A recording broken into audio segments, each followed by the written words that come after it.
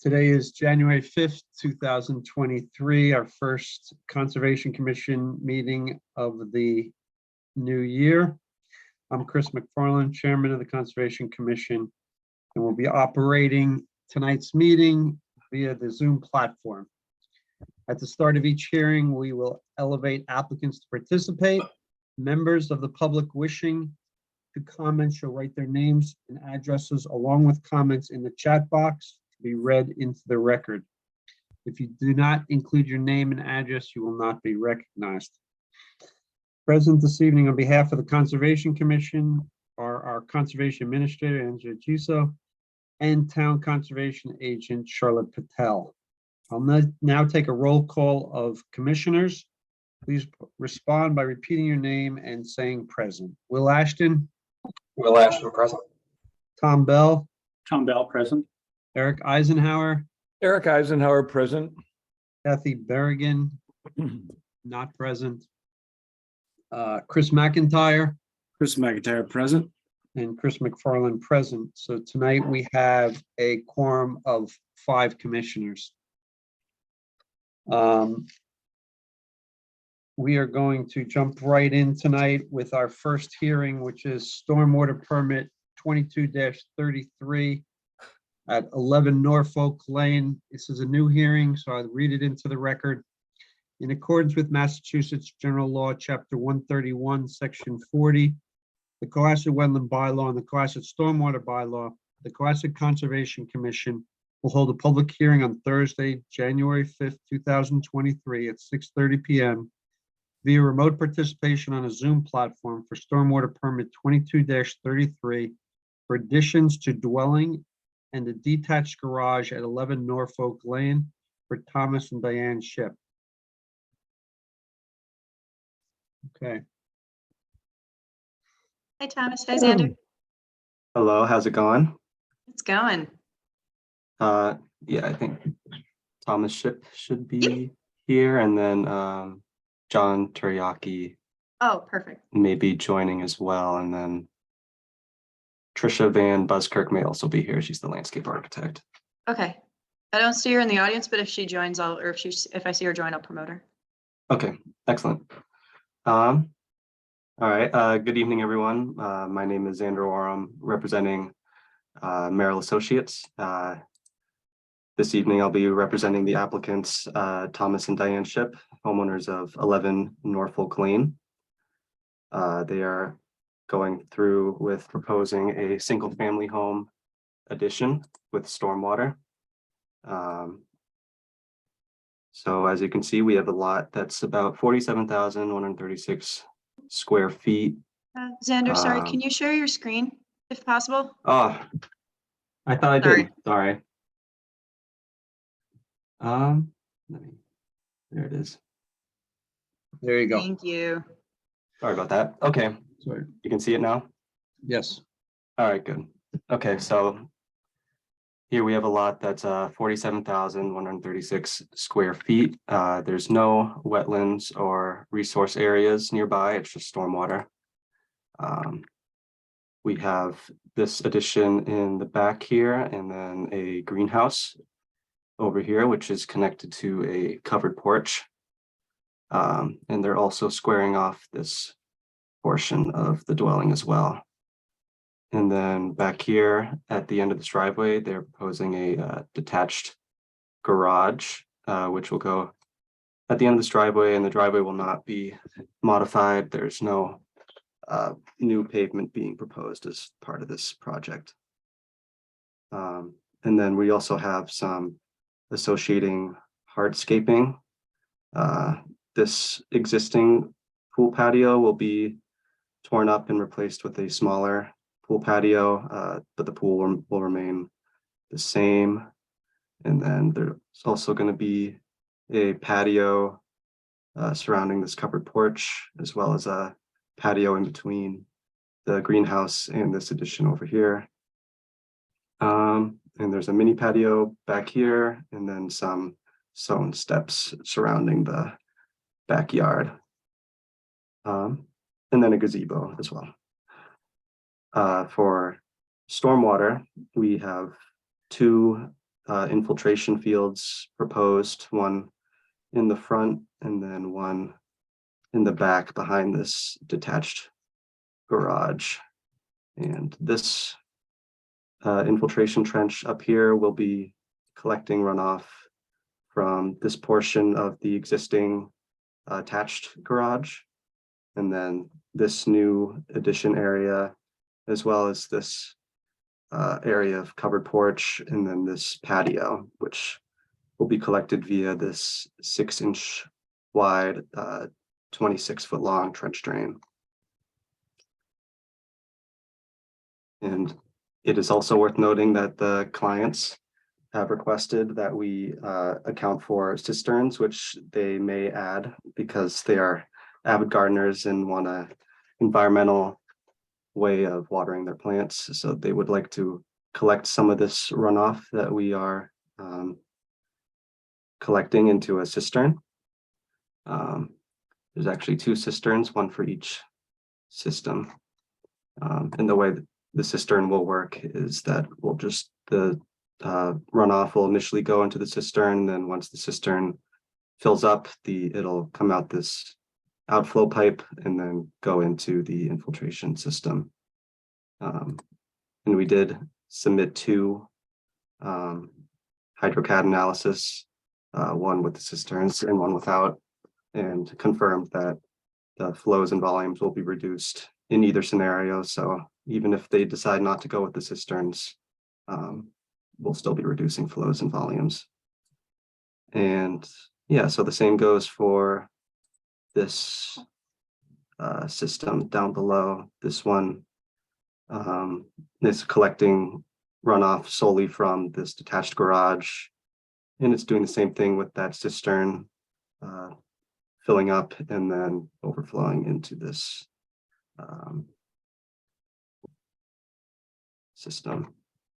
And yeah, these are infiltration beds with 1 foot depth due to the high groundwater in the area. I believe Brendan Sullivan did test pits here, and he hit models at about 36 inches and 24 inches in the other one. So to account for that, we did a 1 foot deep system for both. And I believe that's it. If there's any questions, we can move on to those. Thank you. Commissioners, any questions?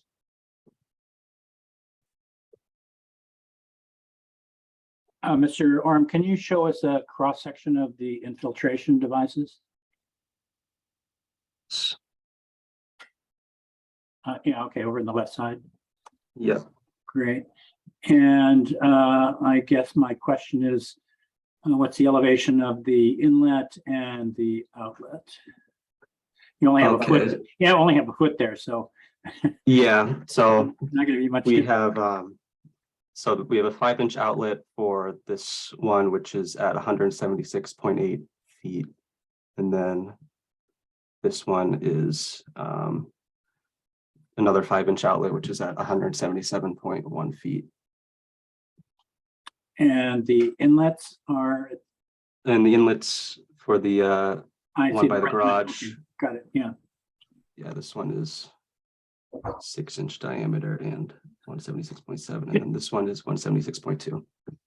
Could you scroll over to the test pit logs? Yes.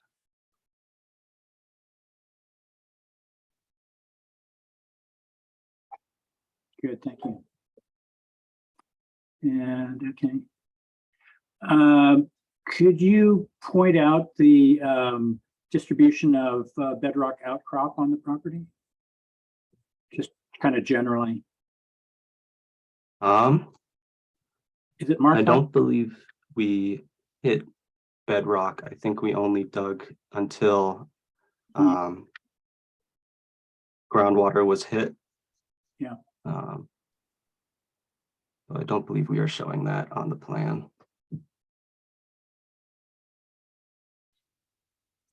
So is there bedrock outcrop on the property? I don't believe so. There's no ledge on the property. So Okay. I don't think so, no. What's the volume of the cisterns?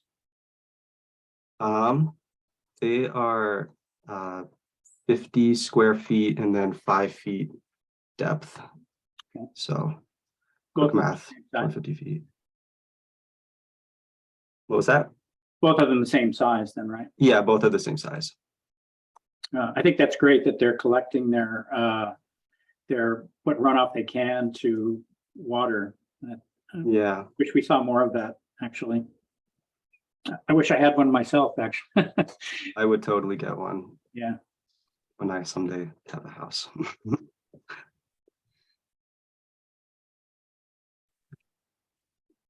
Any other questions from commissioners? Yeah, the question of the cistern, how will you get the water from there to wherever your garden's going to be? Will you be pumping it? Do you have irrigation plans? What's going on there? So no, it'll just be by gravity. So it'll just come from like normal from the roof leaders, and then Yeah. it'll just Yeah. first go into the cistern, and then once it fills up by gravity, it will go into the infiltration fields. Yeah, okay, but you'll be watering your lawn and your garden with that water, I suppose? Yeah, that's what the clients plan on doing, I believe. Just using it for gardening. Okay, great idea. Environmentally sound. I hope you have good quality water down there, or I hope it stays good quality. That's great. Got to keep the mosquitoes away. Oh yeah. Okay. So Xander, the one concern I have on this plan is that the infiltration areas are not real large. I mean, they have a good area to them. They're only a foot deep. You know, obviously they're counting on fairly good percolation, which the test pits show there's a certain level of percolation, but obviously when we have weather like we are having today, they're going to overflow. And we see that you have a 2 foot by 2 foot outlet, Yeah. kind of a We got splash the pad. mhm. But I guess my concern is that, you know, I believe I saw a subcatchment plan for these, and they're fairly large subcatchments, and yet on a, you know, it seems to me like on a day like today, where it's been raining for 3 days straight, the entire subcatchment is now coming out of a fairly small pipe and onto a 2 foot by 2 foot splash pad. And I'm just wondering, I know there are other projects where your company has used kind of a broader trench to dissipate the water, and I'm just wondering if that might be something that could be considered here. Yeah, well, so we're not capturing all the impervious area, so we're only capturing this area, and then this patio. Understood. So not all the impervious will be entering the system. And we did model for this, so we know that the flows will be reduced. I understand that you've met the requirement of the bylaw. I'm just suggesting that you are going to point discharge at some point at certain storms. And it would be you know, by point discharging, you're kind of creating a stream head. Certainly in the area of the new garage is probably the bigger concern, because right now that area it's fairly broad, where that much water is heading down the hill to the neighbor's property. And I'm just thinking that it would be, if you could spread that more than 2 foot, kind of a 2 foot splash pad, Yeah, that it would be helpful. Okay, yeah, I mean, we could certainly make the splash pads bigger. I don't see why not. This system down here was the most restrictive because we wanted to maintain 10 feet from this garage and 10 feet from the property line. So that's why it's on the smaller side. But in terms of the splash pad, we could extend it to dissipate some of that runoff if that's a concern. Same goes for here. It would be helpful if you could, I think. I think the Okay. neighbors would appreciate it. Yeah, sure. We could definitely make that a condition. Yeah, I'd add to that. You want to scroll back down to the one down by the garage, please? Yes. You have a fairly steep gradient at your outlet there, and so that water's going to not have much chance to infiltrate onto the top of the soil profile before it starts down a fairly steep hill. So if you could pull that back a ways, that might even help a bit more too. The idea here is to not create a problem for your neighbors, I think, and get that water to spread as far and wide as you can get it when it comes out of that infiltration chamber. So if you can pull that back, I don't see the scale there, but I'm just guessing that's 20 feet from the outlet of your infiltration chamber to the that red square. And if that could be pulled back a ways, that I think that'd be helpful too. Okay. Take advantage of that lower gradient area there before it starts down the hill.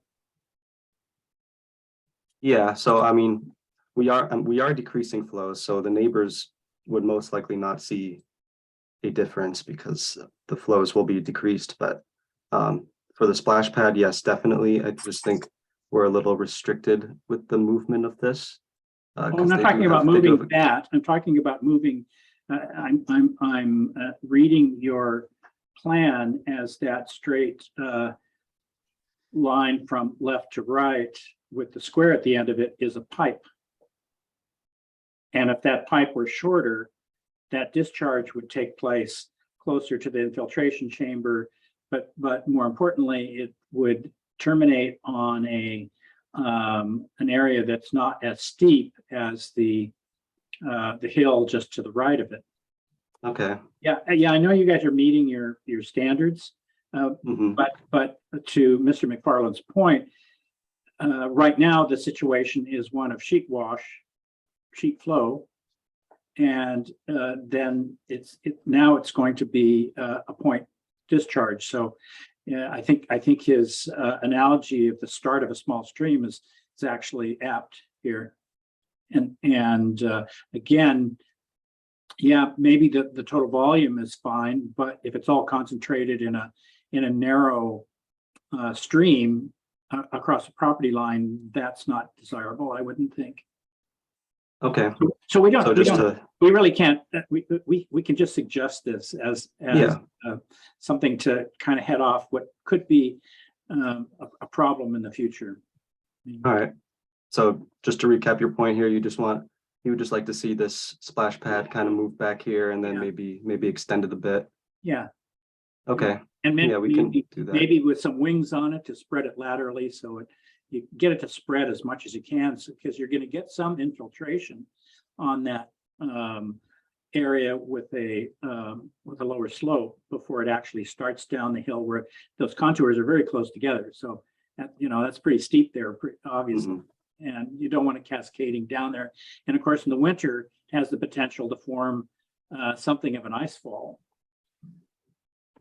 We see them around Okay. town all winter, at least when we have real winter. Yeah. Mhm.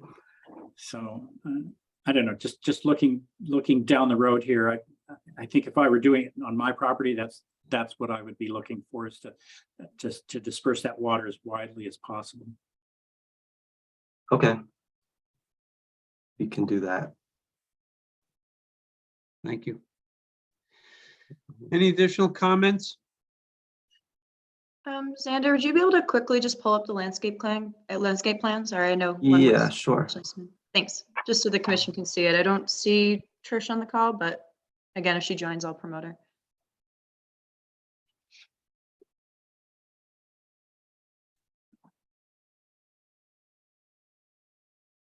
Landscape plan.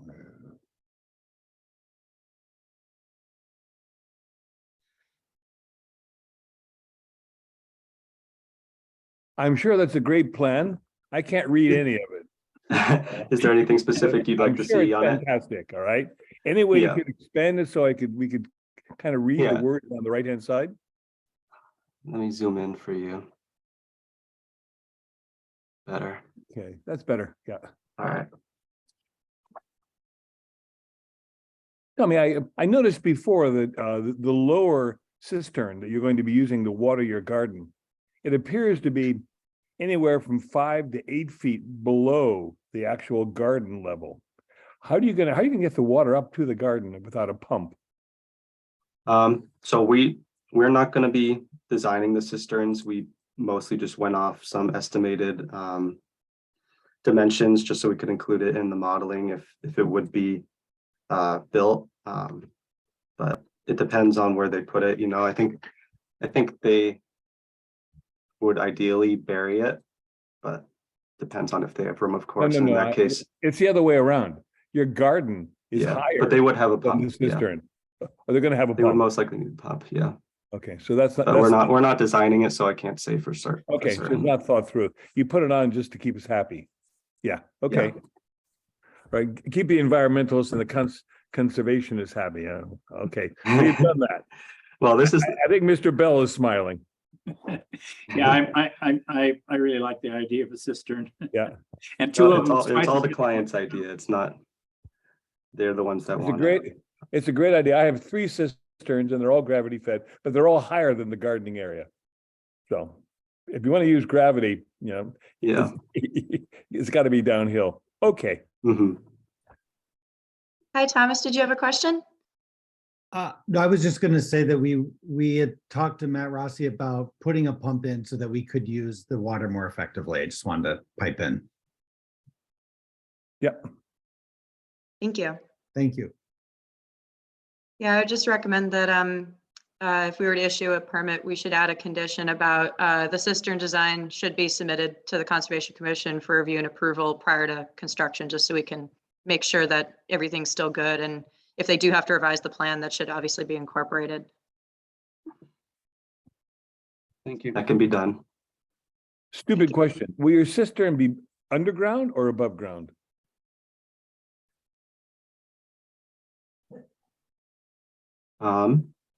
I know they would prefer underground, but I can't say for certain if the clients want to chip in on that. Okay. We were hoping to do it underground, depending on the conditions, but yeah, that was the intent. All right.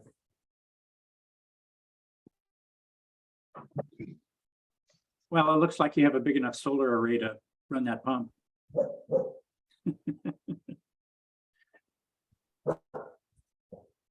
Any questions from the public? No. Well, if there are no other comments, I'll make a motion to close the public hearing and to issue a stormwater permit 22-33 with the 2 conditions, one being that the outfalls from the infiltration areas are widened, and the ones planned south would be actually pulled back from the property line, so it gives the water a chance to fan out before going on the steep slope. And 2, that when and if the cistern design is completed, that would be provided to the conservation agent for review and confirmation that it hasn't affected any part of the stormwater permit. So do I have a second? Second. Having a motion and a second to issue a stormwater permit for 11 Norfolk Glen. We'll take a roll call vote. Will Ashton, Will Ashton, aye. Tom Bell, Tom Bell, aye. Eric Eisenhower, Eric Eisenhower, aye. Chris McIntyre, Chris McIntyre, aye. Chris McFarland, aye. That vote passes 500. Thank you very much. Thank you. Okay, our next hearing this evening has been continued from December 1st, 2022 for stormwater permit 22-31 at 26 Lambert's Lane.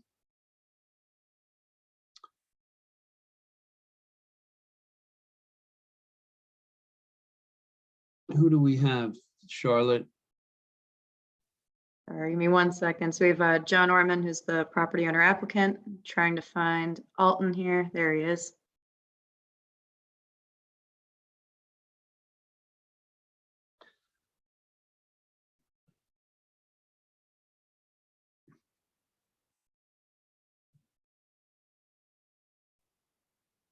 Hi, Alton. Hi, John. Can you hear us? Yeah, I can hear you. Happy New Great. Year. Happy New Year. Alton, can you hear us?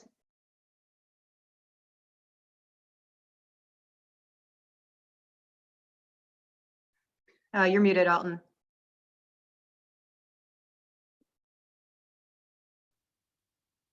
And can you hear me now? Yes. Ben. All right, I'm starting the video too, so there I am. Hello. Yeah. Those who really wish to see me. Okay, no. Yep.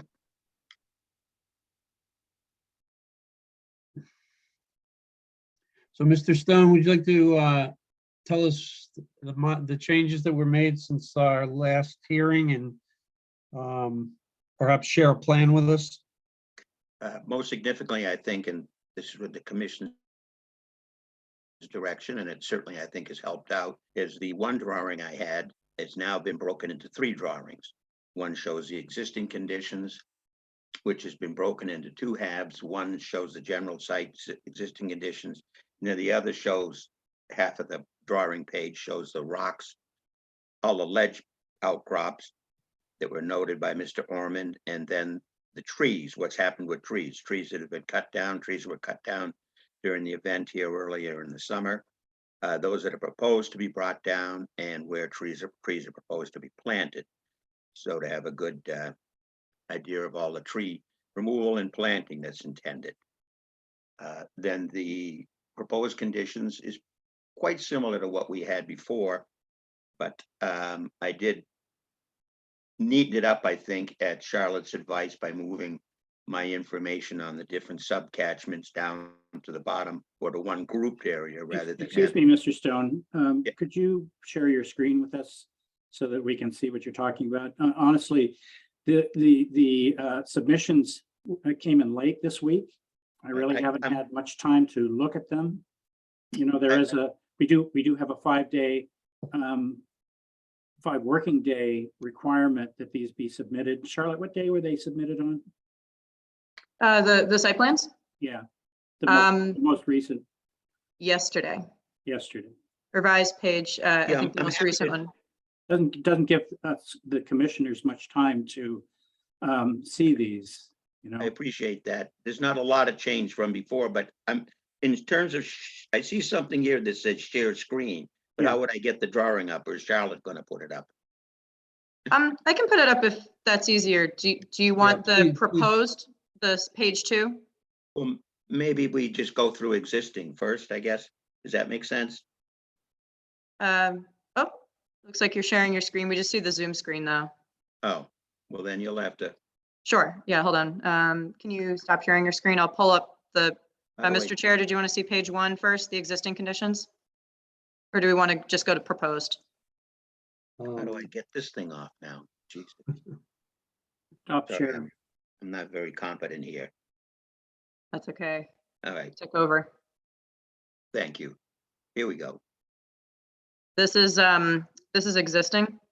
We can pull up proposed, unless the commission wants to see this first. Yeah, this breaks out the under existing conditions. Actually, the catchments don't change under existing and proposed conditions. They're shown here. We had the 3 that make up what's called the work area catchments. if you lump them all together, because that's the area where actually we're storing and doing new or proposed restoration and proposed alteration under the stormwater permit. And so that's composed again of the knob cut, the vale fill, and the foundation area.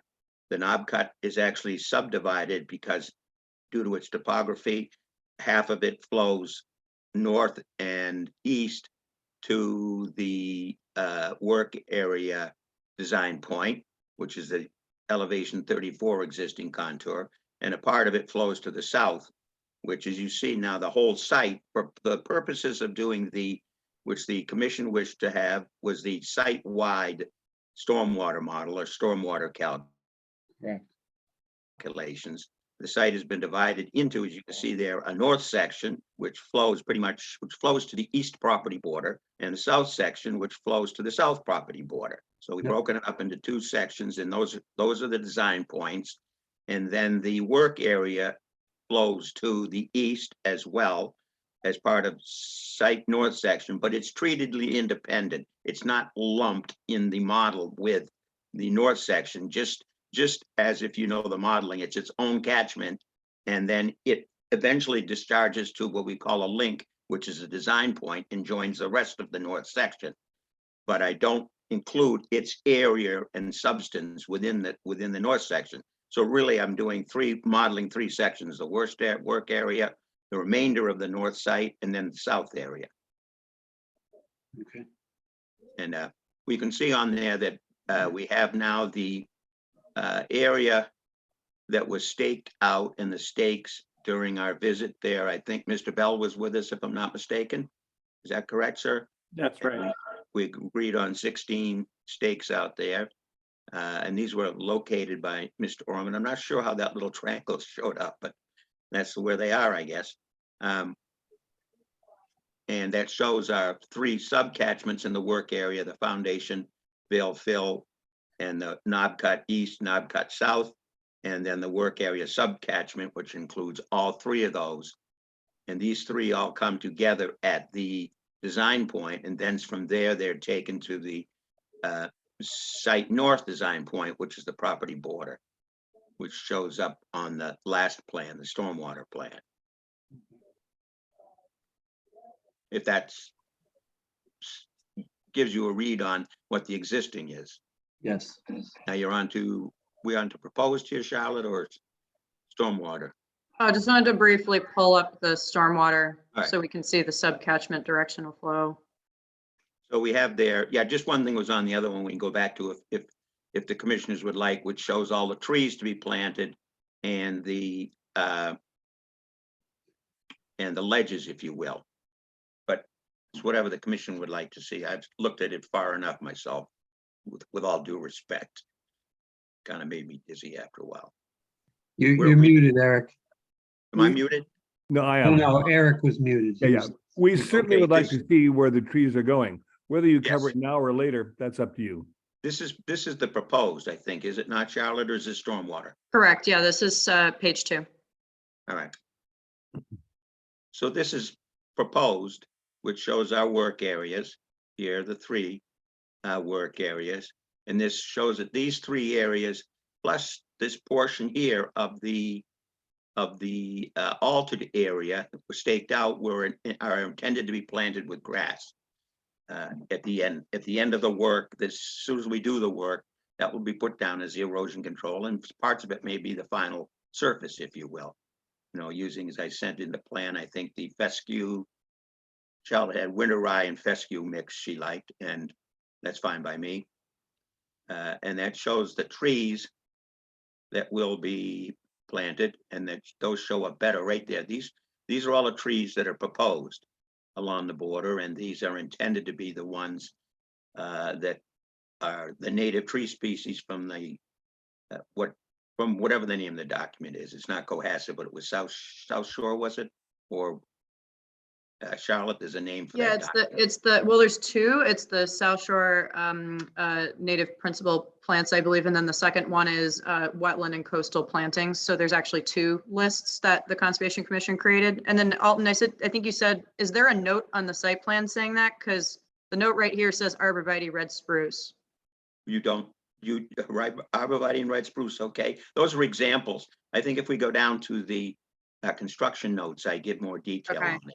Here Okay. we are, 10 black, whoop, I think you just went by it. Yeah, 10 black locust trees removed, 30 new trees, arborvitae, 3 yards, I gave the regular names, white pine. Additional screening and beauty, all trees and other plantings will be consist of only native species as provided on the principal native plant species South Shore list. I use that rather than coastal one because we're more upland here, I would say, than anything that's close to marshy or that type of thing. We're upland here, so this could be anywhere. But it is in Cohasset, so there we are. And again, an important point to the commission was that all rock and earth materials that remain on the site, anything that we excavate will remain on the site, and we have, a couple of fairly substantial fill areas. The Vale fill will take quite a bit of material. We're trying to bring that up to elevation 50, and then the foundation area up to elevation 50 is too. And after they're compacted sufficiently, then we will be loaming and seeding all those areas after they've been graded, rough graded, finished graded, compacted, and then they'll be loamed and seeded. And that is our intention to carry through indefinitely for the moment. We have no future date for work, and Charlotte's, if I may call you by your first name rather than, I can't pronounce your last name very easily. Okay. Excuse me, but that we not make any references to any future work, and I took all of those references out. So it's as if the proposed work that we have talked about is never going to occur. We're just restoring and doing some earthwork now, and the earthwork's for the heck of it because John wants to do some earthwork, and we're doing the restoration in that area, and some of Vale Fill is all restoration area as well.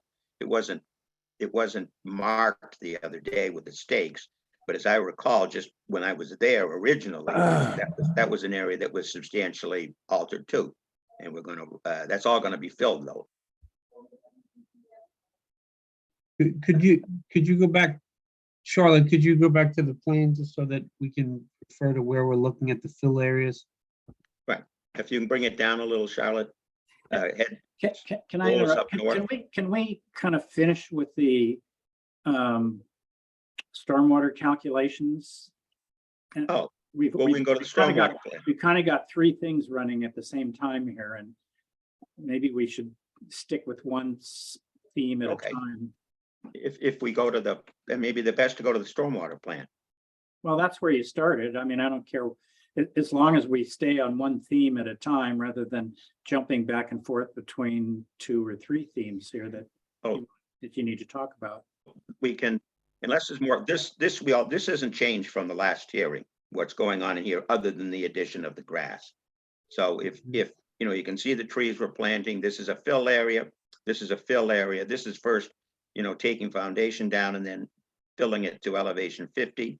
This is simply filling in here to elevation 50. And this is the rock knob being cut to elevation 60 and then loamed and seeded. And that's the work that's going to be done. And we can move on to the stormwater plan if you'd like, if this is clear enough to the commission what we're intending to do. Well, while we're on this, I mean, it was our understanding, or at least my understanding, that you were going to try to replicate what you had clear cut. And I don't see that happening in this planting plan. I see a hedge of convenience, if you will. But I don't see any of the trees that were cut down in what you've been calling, I believe, the swale, or I'm not sure what area you call it, but it's basically right in the middle of your plan right here. That was once heavily wooded, and now you're going to plant grass. So Well, it seems sure. to be a deviation from what we thought we had an understanding about. Maybe I'm mistaken about that, but that was my understanding, that the idea here was after you'd cut all these mature trees down, that you're going to, Mr. Orman was going to plant a new forest there. And that doesn't look like what this landscape plan doesn't resemble anything like that. Well, yeah, if you go back to the other plan, that there was nothing really in that there, the trees that were there. I just refer to the satellite views, Yeah. since you've lived there. I Yeah. mean, this whole area was clear cut. There's, Yeah, so. I don't think there's any You have to dispute. go back. I think we might have to get like the legal counsel from like Cohasset involved here. Because I don't think that's part of a stormwater report. I think part of the project when you do work like this is to make your yard different and usable, but to maintain the water levels so they don't run off onto the neighbor's property. I think there's something else being requested here that isn't really in your bylaws. Our stormwater bylaws do include vegetation. Yeah, but that's it. So I think again, I think this is really a legal question. And I think maybe, Tom, I asked you before, if you want to sit down with your legal counsel, my legal counsel, and the town's legal counsel and go over the laws. We can iron this out. I mean, I'm just trying to make my backyard better. There's a couple of black locust trees that overgrew. That used to be a wheat field. They overgrew for like 20 years and they were leaning and dying, and I cut them down, and now you want me to plant them back there. It's kind of absurd. And I'm trying to make it a better backyard than it was before, and I'm trying to create some screening for the neighbors. So I don't know what your agenda is, but I don't even know if it's the law. So I don't know where you guys want to go with this, but I think we've met the requirements of the code. Our legal counsel's present. Alex, can you clarify this for us? Alex, before you kind of get into this, I'm going to just back us up a little bit. The reason this project's in front of us, or one of the reasons this project's in front of us, is that a neighbor had complained that there was work going on the property, with some concern that potentially a work was being done in the 200-foot riverfront area. And Charlotte and John Halen went out to the site.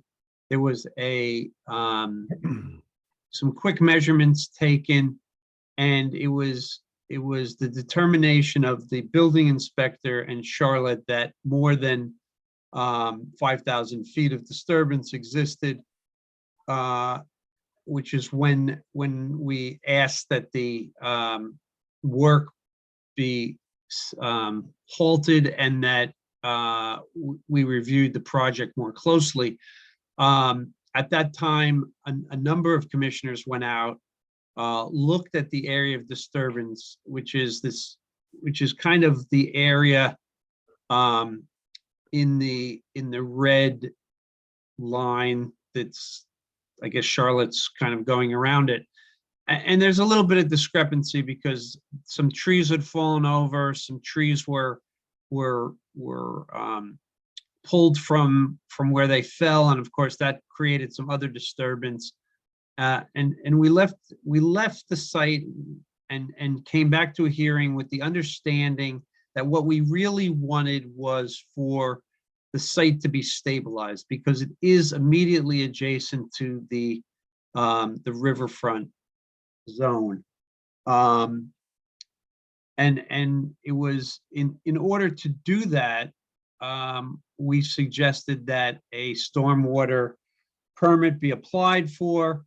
There were a few areas that the applicant thought, well, if I'm going to that trouble, I might as well consider these other areas, which included the removing of a foundation, which is planned north of the red area.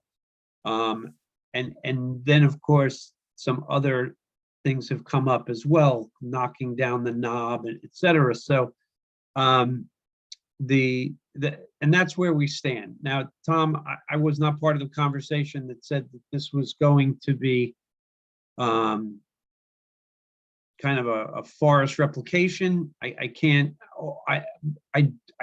comment on that. I do know that a number of trees were previously, some fell down, some were removed. There is a tree line shown on the existing drawing. What trees were out there, I can't say, and where they should be, I can't say on that either. But it is the stormwater permit is a result of work that had taken place without a permit, and the commission's hope was that we were going to get this site stabilized as quickly as possible, which we had hoped would happen before winter. It did not happen. And now we're kind of backpedaling here and trying to look at this. So, I just want to add one other thing, that this was maintenance, right? And maintenance isn't technically subject to a stormwater report or a disturbed area. There were fallen trees back there. understood. And I If you did read the mention that, code, I mean, did we mention have- there we were have some fallen legal trees. expertise. If you read the code, it says maintenance is excluded. This was clearly some maintenance work here. And we Well- kind of came in and now you told us we went over the 5,000. Mr. Orman, I'm going to stop you there. Okay, We've had this argument before. There are different people who have been on the site with you and talked about your definition of maintenance versus our definition of disturbance. And we had come to an agreement that what really needed to be done was stabilization. okay, all right. But where that has led us to is a stormwater permit. Regardless of how we've gotten here, we now have this stormwater permit in front of us, and Mr. Bell has the right to remember things as he understood them to be, and we're going to kind of go through the remainder of this, and then we'll decide how to proceed from there.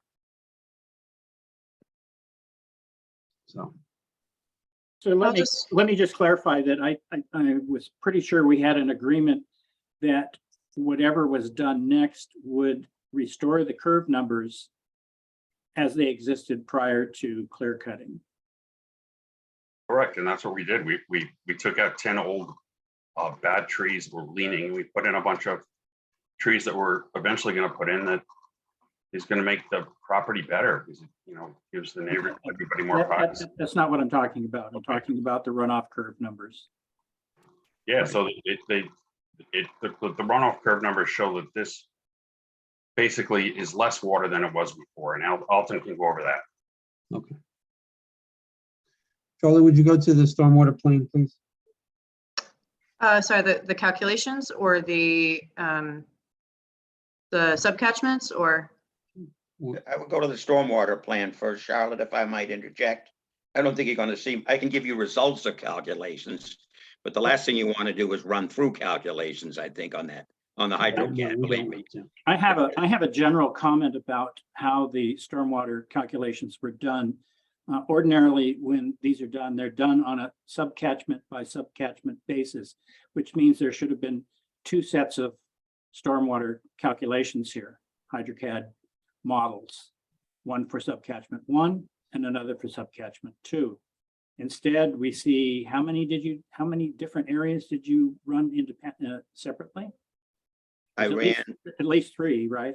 well, there's, if we can get to the stormwater plan would help here, as I Yeah, described this, I please. agree. Sorry, All I right. call this a subcatchment plan. That's why I was confused. Whichever you like. Yep. All right, so originally we had, and I modeled these independently on the first time around, for November. The foundation, and then the veil fill, excuse me, and then the rock knob here. And they all came together, and I used the elevation 34 down here, I think it was, as the existing elevation 34 is what we call the design point. This is where the pre and the post flow are all going down to here, and we can use any elevation if we want, but that was a good one, kind of at the base of the hill and base of where the work would be. Right in here it is, right where it says buffer zone. That 34 was right in there. It's got a big letter, right? That you shall, yeah, that's you. Okay, so that was initially done, and that whole area now is called the work area, because that's where we're doing the work. All right, then we moved to a site-wide stormwater plan, and I then divided the site, as you can see, if Charlotte goes north there a little bit. Charlotte, if you can scroll up, move the property north. There we go, a little bit more. little bit more. Go down the Oh, this page. is this- Charlotte. Yep, okay, thank you. It's All right, so technically what I- scrolled down for me. What I did then was for property-wide, site-wide, looking at using the topography, I had made two major subcatchments. One, which is the site south section, and then water flowing, obviously, the south property border here, and then the north section where it flows east to the east property line. So the south property line and the east property line were our two design points for those subcatchments, if you will, which is standard. What goes off the property is what, you can't have more off the property on proposed conditions than you did under existing conditions. I mean, that's the usual worry, that there's water going more off the property than there was before and going to flood somebody. Now, what I did too is if you go up here a little, I had both, I brought both the when I modeled this, I made actually three major subcatchments, which was the work area, the north and the south. The work area, because it's in the north section, is part of it. But I had I had the existing model for the three subcatchments. I put that into the work area catchment and brought them all together to a single entity, if you will. And then I ran that to the south, to the east property border, because that subcatchment, the work area, and the remainder of the site are the ones which are going to go to the east property border site-wide, that we would then compare existing to proposed. And this had its own set of unique characteristics, and I didn't want to just lump it in with everything in here. I didn't want to make a universal curve number because I didn't think that was representative. And I think we need to know as well, how has each of these independent areas changed with pre and post? Mr. Bell, you're talking about, safe curve numbers and stuff. Okay, we got to work as those three areas, I think, individually, but then we can bring them together as a larger watershed and then take those together to the design point, if you will, if you look at my plan there. South section was much easier because there wasn't anything else going on except a small piece of the knob cut there that I just could include in that because it didn't have anything in particular going on. So that's how the site-wide model went. And there I've put on it, as well as requested and in standard, the time of concentration flow paths. But that's where I ended up on this model, so that we can look at three entities. One, in total, what's coming from the north portion of the site and flowing to the east, or we can break it out in terms of the work area, how that is pre and post, each of the individual areas, three areas within the work area, and then how we can look at the south section. Now there's almost no change in the south section except for the portion of the knob cut up by the house, that anything happens at all. Nothing else does on the south section. In fact, most of the north section is unchanged. The only part that's changed is the work area. So it's roughly 80% of the site, nothing new happens, except for at our yarding area too up here. And So are all the pre and post numbers, they're all either equal to or less than what's existing? yes, What was existing before any disturbance? yes, I use it. We can go into it. In other words, the veil fill area and the proposed area, that was, as I recall, and I know Mr. Bell and others were there to look at that. I had that I looked at air photos. I looked at photos that Mr. Orman provided to me, that it was roughly, there's almost 50% woods up in the upper area of it. And then it turned to grass as you got further down. It was roughly 50-50 I took. I mean, you can debate curve numbers forever. I mean, what's the difference between grass and what's the difference between woods in good condition or poor condition and grass in good condition or poor condition or whatever? That's, and in the long and short, they don't necessarily make a huge difference in the overall model of area, but there we can look at, and this was the summary table that's in the report. And I think if I am correct, we came out with, I assume Charlotte looked at this and made sure my math was correct here on me. that our post was less than or equal to our pre situation. This sort of goes beyond what HydroCAD envisions, which is not exactly geographically oriented. It's really how do you put it? It's simply weighted curve areas with weighted curves. And so when you start breaking out these additional sub catchments, it becomes pretty complex. It becomes hard to understand, and that makes it hard to evaluate whether your math is right. I think that an overall model of each subcatchment is what we normally see. I can't think of an instance where we've seen an engineer divide their subcatchments into work areas and non-work areas. So it makes it hard for us then to look at your numbers and know whether they're valid or not. Well, it's just, I mean, maybe they are. I don't know. That's the point. I can't tell. well, let me put it this way. It's, you know, I've done a lot of HydroCAD and stormwater modeling, and it's not uncommon to have a number of catchments in a 2 or 3 or more. If in a developing property, if you're doing a subdivision, you might have 3 property lines that water is flowing to, and you have to evaluate everyone, you know, separately. And here, I just thought, how can I phrase this? You're not changing anything by. In fact, I think it's more accurate to have the work area evaluated on its own because it has particular characteristics that are different in the rest of the property. The rest of it is never going to be disturbed. And what are you comparing to? You're comparing an apple to an apple if you just take the rest of the area.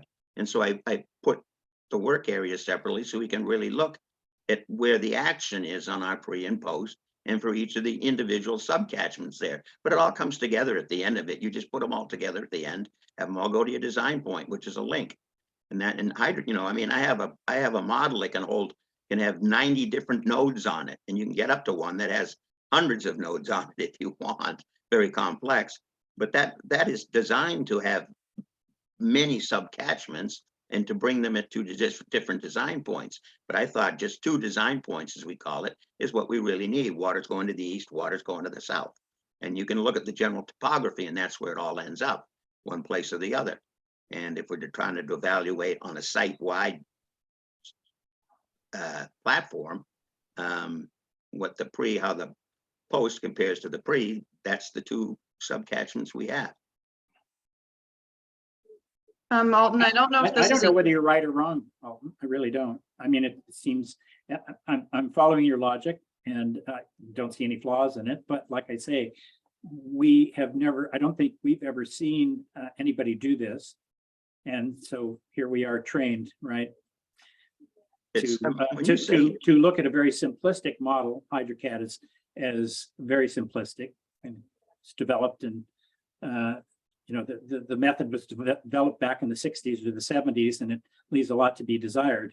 But nevertheless, this is a departure from what we ordinarily see, and so it makes it just a little bit harder for us to evaluate it. Well, to be honest with you, sir, I don't think of HydroCAD as being simplistic. When you get into it, there's a lot of subtleties that you can Well, do. let me to just say that manipulate there are one newer thing or another, models but that have more input. There are newer models that have more input and are geographically based that well, probably are a little bit more realistic. the geography, excuse me, HydroCAD. the geography here comes in on the time of concentration. That is what handles where you're right. Is it a steep slope or not a steep slope? HydroCAD doesn't ask you that right away. Well, if It I'm asks not you for- mistaken, it- the time of concentration is an assumption. An assumption? It's Well, an it's the one that, assumption. it's the one that TR 55 and TR 20 were based on since, I don't know, whoever put them together. Army Corps of Engineers or Department of EPA. Agriculture. It was a Department of Agriculture, NRCS probably in the old days.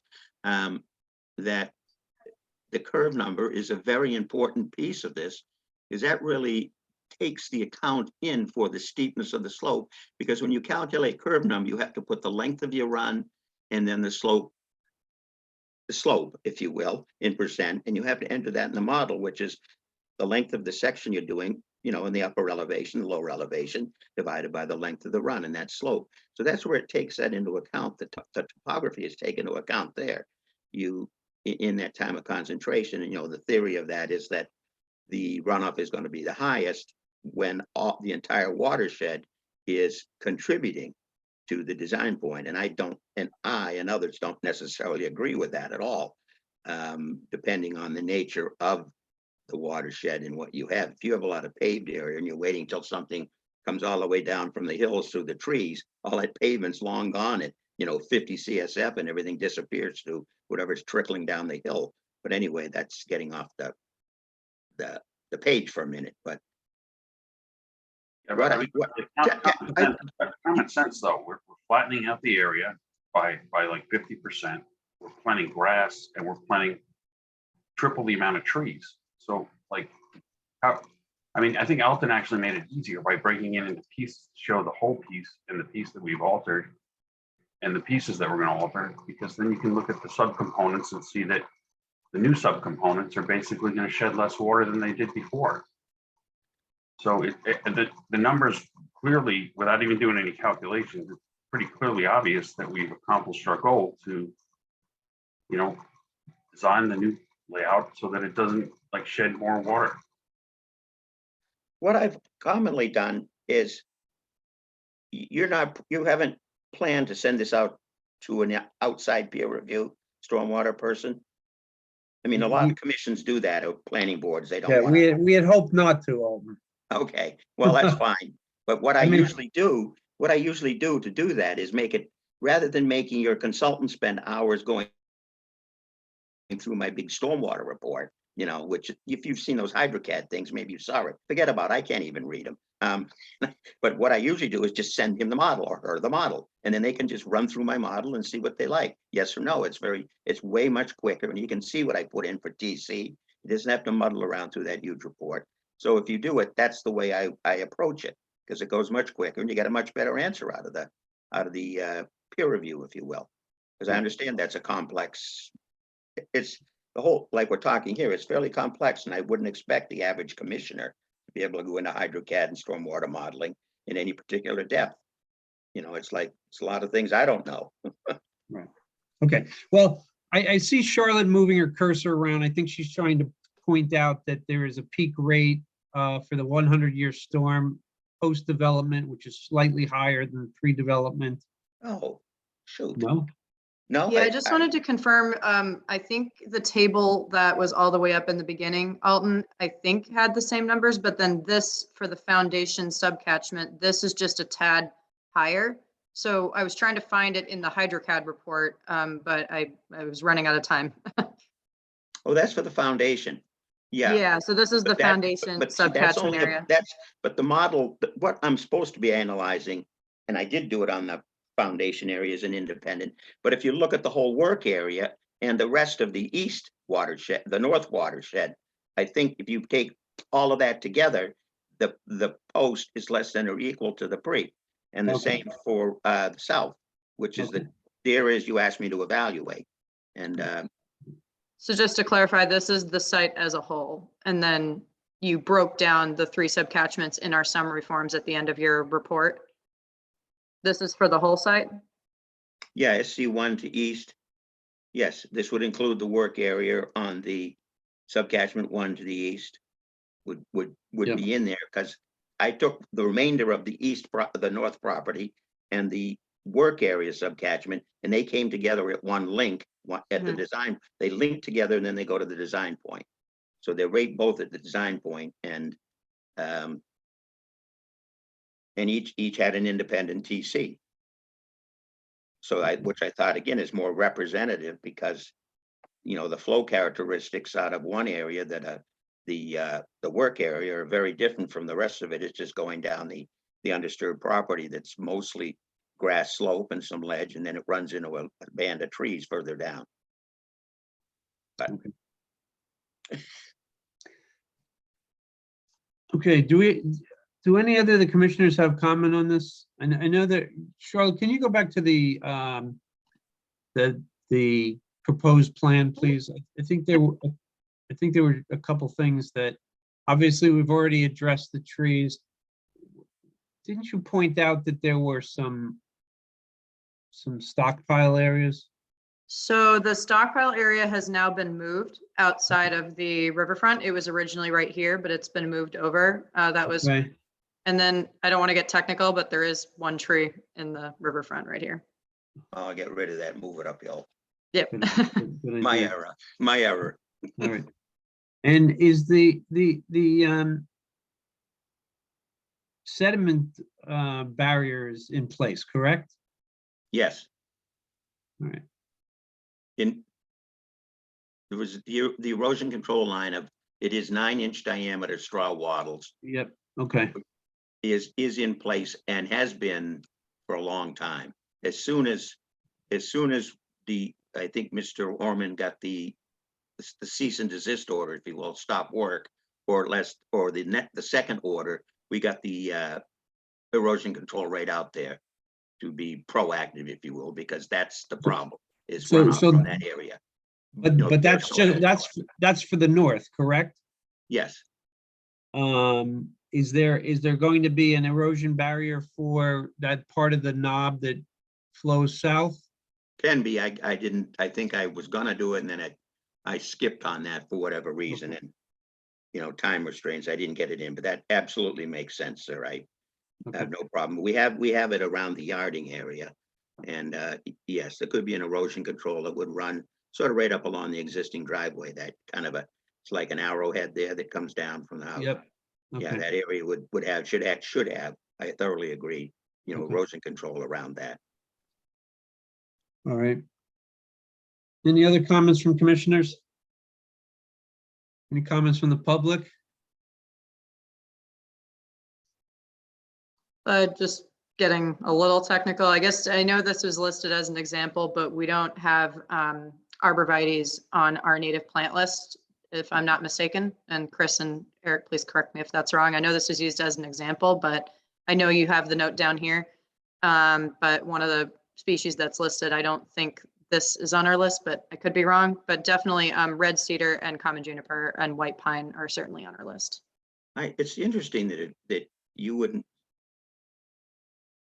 I mean, having done I think a fair amount of wetland delineation and property investigation along the South Shore. I can't say what I call the Southeast Shore here, but even a lot over on Martha's Vineyard that we see and on the Cape, you know, you're going to see white cedar. It's, to me, it's pretty ubiquitous kind of thing. And a lot of them are planted, to be honest. I'm not Yeah, saying. the problem is that there's so many hybrid white cedar that Yes, people don't differentiate between them. If you use the pure Thuja occidentalis and you don't use one of the hybrids, then yes, in fact, although it would not be an upland plant, it would be less of an upland and more of a lowland plant. But you just can't be coming back with the problem is they refer to all of them as Thuja occidentalis when in fact they're hybrids. So no, you're right, sir. I have both Gray's botany and Dennis McGee's new botany of plants of the Northeast here, and they hardly even break them down there, and that's pretty serious botanists. Those people. yeah. Yeah, It's let me just- just say this, the study we have is very serious also. And the Thuja occidentalis is not a native to the area that we live, maybe out west and other places, but it's not indigenous to the Cohasset area or in this area of Massachusetts. So it's not on the list. Although it could be commonly seen in other people's properties. Well, then we'll put something else if that's what you'd prefer. You have a list. I Have find a it. list. I know it's not on the list. Yeah, take it off. Okay, we will. I just find it a very good tree for stabilization and screening. You know, it's durable and There are lots of good trees that serve the same function, all right? So. okay. Got it. I got it, That's the way sir. it's organized. Thuja is gone. Okay, so Charlotte, did you have anything else? So just to kind of, clarify, one of the main reasons for the stormwater permit submission was, also because an enforcement order required it, which, the applicant has submitted, obviously. So one of the conditions was also stabilizing the site within 30 days with the rye and fescue mix, which, unfortunately didn't happen because it was, towards the end of the season. So right now, John, please correct me if I'm wrong, but right now the site is currently stabilized, I believe, with wood chips for the most part, and obviously the straw wattle in place. So I guess in terms of this submission, is there anything the commission would want to see for additional stabilization, at least for the temporary nature, while this project, starts, or before this project starts? Do we want anything spread, any other type of stabilization measures to eliminate any runoff concerns that the commission may still have? Or are we satisfied with what's proposed on this plan? Well, what's going to stabilize the site is vegetation. So, right.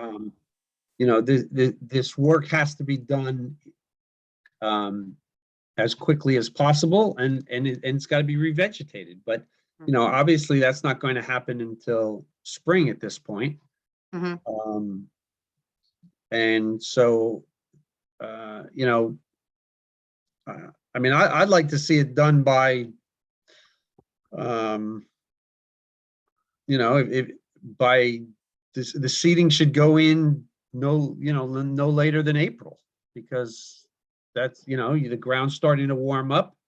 Ground gets to 50 degrees. That's when the grasses are going to start growing, and so April is probably the time it's going to happen. So what we don't want to see is, we don't want to see this permit kind of approved and then to have it drag on, May, June, July, and next thing you know, we've gone through the whole summer with all the rains and that we get in the spring, and we get more erosion. So as fast as possible would be my recommendation. It's my understanding Mr. Ormond, I'm not trying to put words in his mouth if he's still with us, wants to begin on this more or less as soon as he has the permit, if you will, and let's say weather is conducive. I mean, with 3 feet of snow on the ground, which I don't think you ever get in Cohasset, do you? But maybe it's not really workable. But excavation up there, like on the Rock Knob, that can be cut any time of the year as long as it's not all iced up and such type of thing, and filled. So to get some of that big work done now over the winter as much as possible, and then look obviously to your loam and seed sometime around end of February, March, whatever, and where it can get started. We can talk about those dates, or you can set them as you feel best. Your climate down here better than I do. Yeah. But whatever we think, then get that loam and seed in and the trees planted and be ready to go as the growing season hits. Yeah, the only problem is still, I just wanted to add that I did hay the whole area as well, so it is pretty well stabilized, and there hasn't been any runoff really at all from this whole area at all, with all the heavy rain we've had recently. So it is pretty stable. But I think realistically, I can't get anybody out here to do the work probably until April. It's going to take 2 months. So I think June is probably the earliest I'd be able to get this done. But I mean, if more stabilization is needed, put more hay or chips in the meantime. But I can't guarantee that I can get somebody to get the knob down and push all this over and get the fill in there. That's a lot of work, and it's just I just don't take the contractors now. It just takes a long time to get them. John, when you say hay, do you mean, did you put down like loose hay or hay bales or? Straw, special straw. Okay, yeah, just because normally, hay and straw bales aren't typically allowed because sometimes they can have invasive seeds and stuff. And I know that people have shied away from that. That's why we stick to the wattles and the silt fences, but just wanted to clarify. But I guess question for council, is it appropriate to issue a time-specific condition on the stabilization? That was one of the original conditions in our enforcement order, so that's definitely a priority the commission, I think, would like to see here. But I guess, Alex, can you comment on that in terms of a specific timing for this, of what we should expect? We definitely want it done ASAP, but yeah, through you, Mr. Chair. Yeah, I think it's appropriate, particularly when we're dealing with a site where there really is a sense of urgency to prevent any additional erosion, to try to get everything stabilized as soon as possible. But I would recommend, taking into account a reasonable time frame given the availability of contractors and whatnot. So. Okay.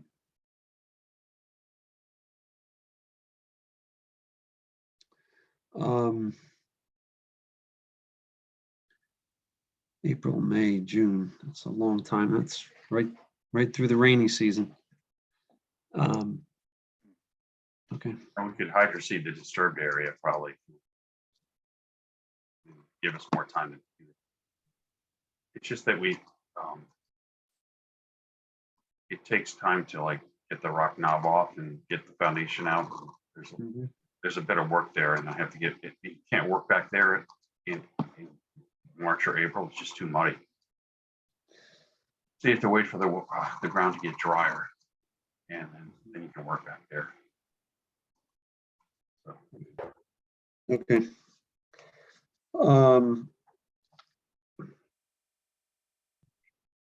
We could suggest to have loam seed installed by June 1st. And if during the spring, if temporary hydroseeding or additional stabilization measures are needed, we could either have a condition to work with the agent or a commissioner as needed to implement any additional stabilization during the spring season, if that makes any sense. Or not. That seems reasonable. So I'm going to, without any further comments, I'm going to make a motion to close the public hearing and to issue a stormwater permit 22-31 for 26 Lambert's Lane with the condition that additional erosion control will be provided for the catchment of the south area during the period when the knob is being removed and could potentially erode southerly, that the work associated with stabilization needs to be completed by June 1st, 2023. And if earth moving and stone removal is going to hold that up, that some temporary measures need to be taken to make sure that we're not getting additional erosion into the riverfront. And was there one more, Charlotte? Did we want to modify the site plan to take the proposed tree outside of the riverfront and to modify the wording that all native species need to come from the principal native plant species list or the Coatland Whistle, our plant list basically. And then, so the wording just needs to be revised on the plan too. I have that in my notes. Okay. So that's no arborvitae's and the ECL along the south knob cut section. Yeah. And then I had one last quick suggestion. Do we want a time frame overall for the entire stormwater permit? And I'll rely on town council too as a condition.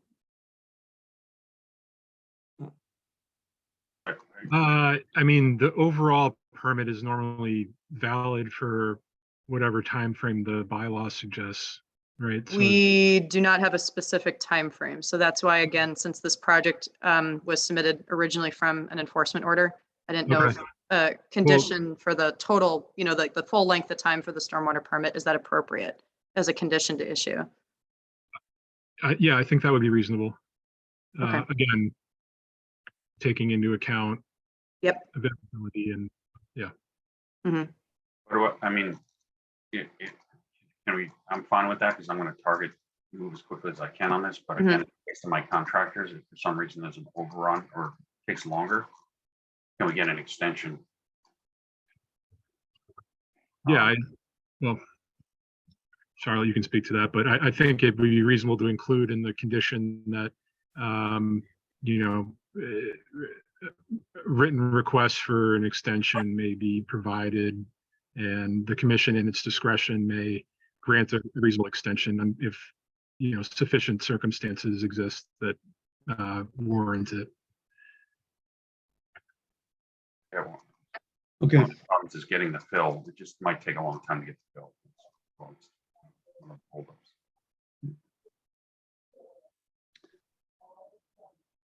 So Sorry, Mr. Chair, just. that's all right. What it would, so is that also June 1st or is that a different time, Charlotte?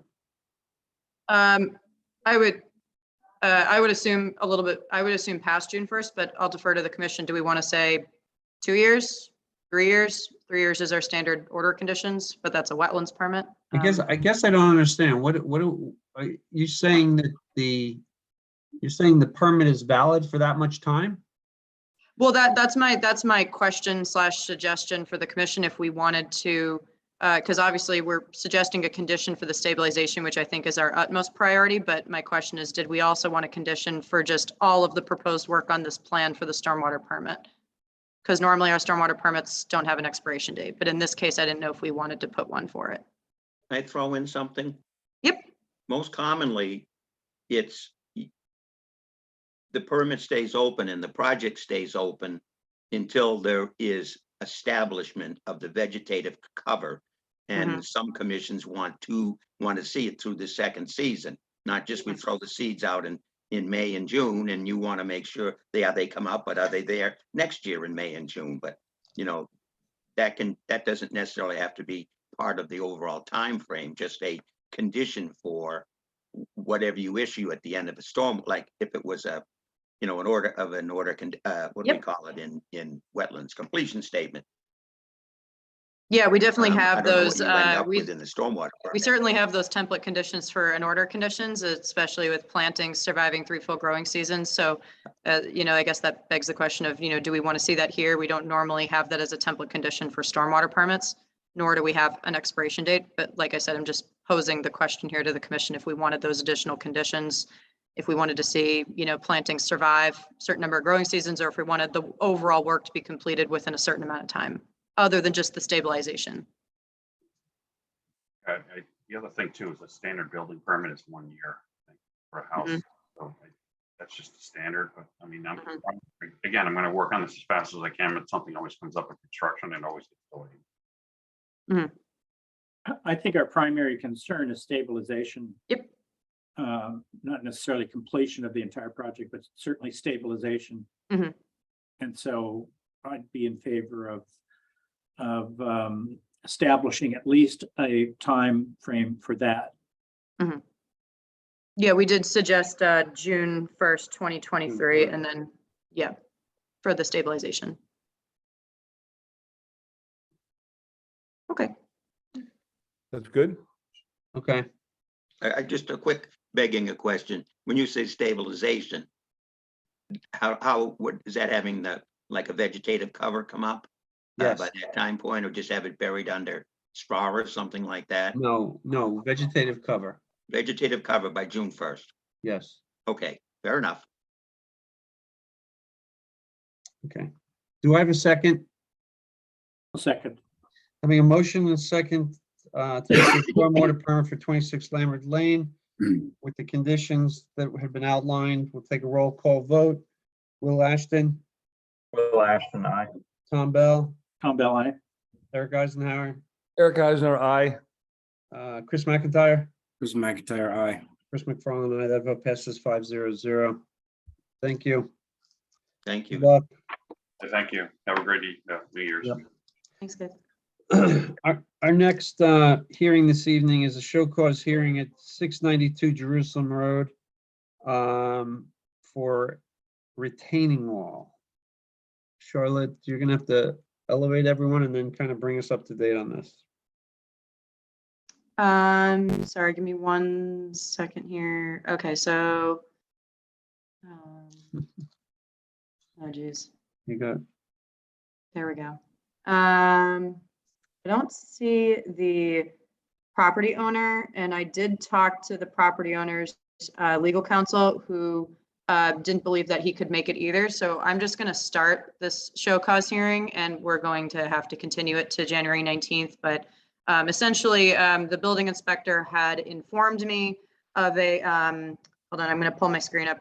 Unfortunately, I couldn't get as many photos, but so the building inspector at 692 Jerusalem and a conservation commissioner had informed me about this retaining wall that was going up on the property. And so to clarify with the commission, there was a building permit that was filed for this addition that you see right behind the retaining wall. It did not need a stormwater permit. It was just under the 500 square foot net increase of impervious. However, on the draft plans, the architect had drawn a semicircle stone retaining wall in front of the proposed addition. However, the building permit was only issued for the addition. So that's why this work at the time did not need a stormwater permit. And so eventually I believe the applicant or the builder had submitted another building permit for the retaining wall, and the design has been changed to this more like right angular kind of structure. And I can pull up the site plan so you guys can see the sketch of it. But in doing so, you know, with an open building permit with the addition and now with the stone wall that was built, I don't believe the building permit was ever issued for this retaining wall, and I believe it has to go to zoning given its height. But that puts the project or the current work over a net increase of more than 500 square feet. So I went to the site. I talked to the property owner and the contractors, explained the situation, and the building inspector, I believe, put a stop work order on the retaining wall itself. Obviously, the work here has been ongoing, and then I had additional conversations with them about as you can kind of see from the photos here, the front yard has some, you know, at the very least temporary disturbance of topsoil, and so the whole site right now is not vegetated with the existing lawn. So I did explain to them the necessity of putting up an erosion control barrier ASAP. And so the plan here with this retaining wall that was submitted for the building permit, but I don't believe has been issued, did have some proposed grading that was going to go around here. And so my concern is, does this also need a full stormwater permit? Because 5,000 square feet of land may or may not have been altered. And so the applicant has claimed that they are not altering the front yard, but I would kind of like to hear more about that. And I know that based off of talking to the property owners council, they are working on hiring an engineer to file at least an administrative stormwater permit for the retaining wall in the addition. However, I think there's still a question as to whether or not this front yard area has been altered. I mean, he said he's not changing the grade here, but you know, the site plan, which I can show briefly, did show some proposed grading here, and there's obviously been some disturbance from construction. So I don't know, Tom or anybody who lives around here, did you guys see this? Do you have any additional comments or concerns? I'm going to pull up the. So I just say that during the last large rainfall, there was obviously sediment moving off the site onto the street. Now that they have some erosion control, that hopefully that can't occur again. This was the original plan that was submitted by, I believe, an architect about the proposed addition here, and then the screened-in or the screened-in porch here. So this project itself didn't need a stormwater permit. It was just under 500 square feet. However, as you can see, the retaining wall original design was drawn on here, but it wasn't incorporated into an impervious net increase, at least by this architect's calculations. And then it obviously wasn't a part of the original building permit. So this was the new design that was submitted in another permit, and I don't believe it's been issued yet, about the updated retaining wall design that has already been built. So I don't know if there was miscommunication there, and I don't know if they thought they got their building permit, but this was the updated design that was submitted.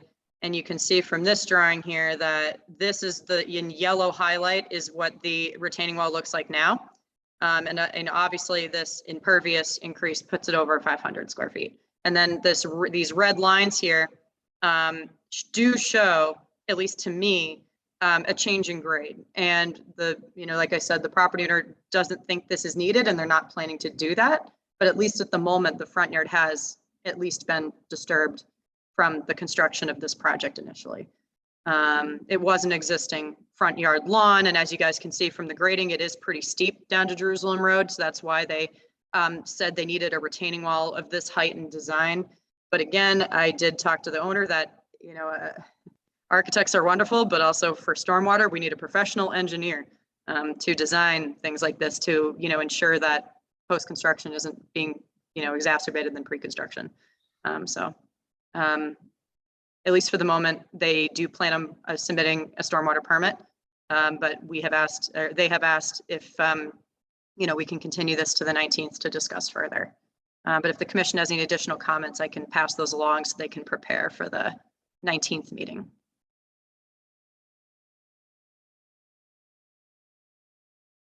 Charlotte, it looks like the yellow is not the contours, but the retaining wall it shows it curved. Is that, It kind of does, yeah, but I don't think it's curved. It's definitely more of a right angle. yeah, it looks like looks flat to me. Yeah, and this, I can double check with the building inspector, but I don't believe. So this looks like it was hand drawn. Yeah. For the most part. Yeah, from the original, it looks like a scanned markup of the original site plan that was submitted. So it might not be so accurate. Possibly, Yep. Yeah, so we might want to have those measurements now that the wall has been put in. Yep. We might want to see a more accurate depiction of. Agreed. what's done. Yeah, we need a stamp site plan from an engineer. This markup will definitely not suffice for a permit from us. Possibly even for the building permit, I don't know. But yeah, we definitely need a professional stamp site plan, which I've been told that they have hired an engineer. So. And then I guess it does beg the question. I mean, if they're going to submit one anyway, I don't know, Alex, if enforcement is needed, if they're willingly going to comply with submitting an after the fact permit. Yeah, I mean, I guess it depends on how long you guys want to give them, and if they miss whatever sort of deadline you put out there, then you can escalate things from there. Yeah. So the cease and desist is in effect, correct? Not from me, it's from the building inspector for the retaining wall, but for the, they have finished the, they finished the addition and the screened porch. They're just working internally in that area right now. They're not working outside in the yard anymore because the building inspector said do not work on the retaining wall until you go to zoning and to conservation. And there's no reason he would lift that, correct? I can double check with him, but I don't believe so. Okay. But if anything changes, I'll definitely let the commission know. And then if we have concerns, I can issue a cease and desist. So do they have an engineer that could file? I was told they were hiring one. It's McKenzie Engineering. I haven't worked with them yet. So for them to come in front of us on the 19th, they would have to submit next week, correct?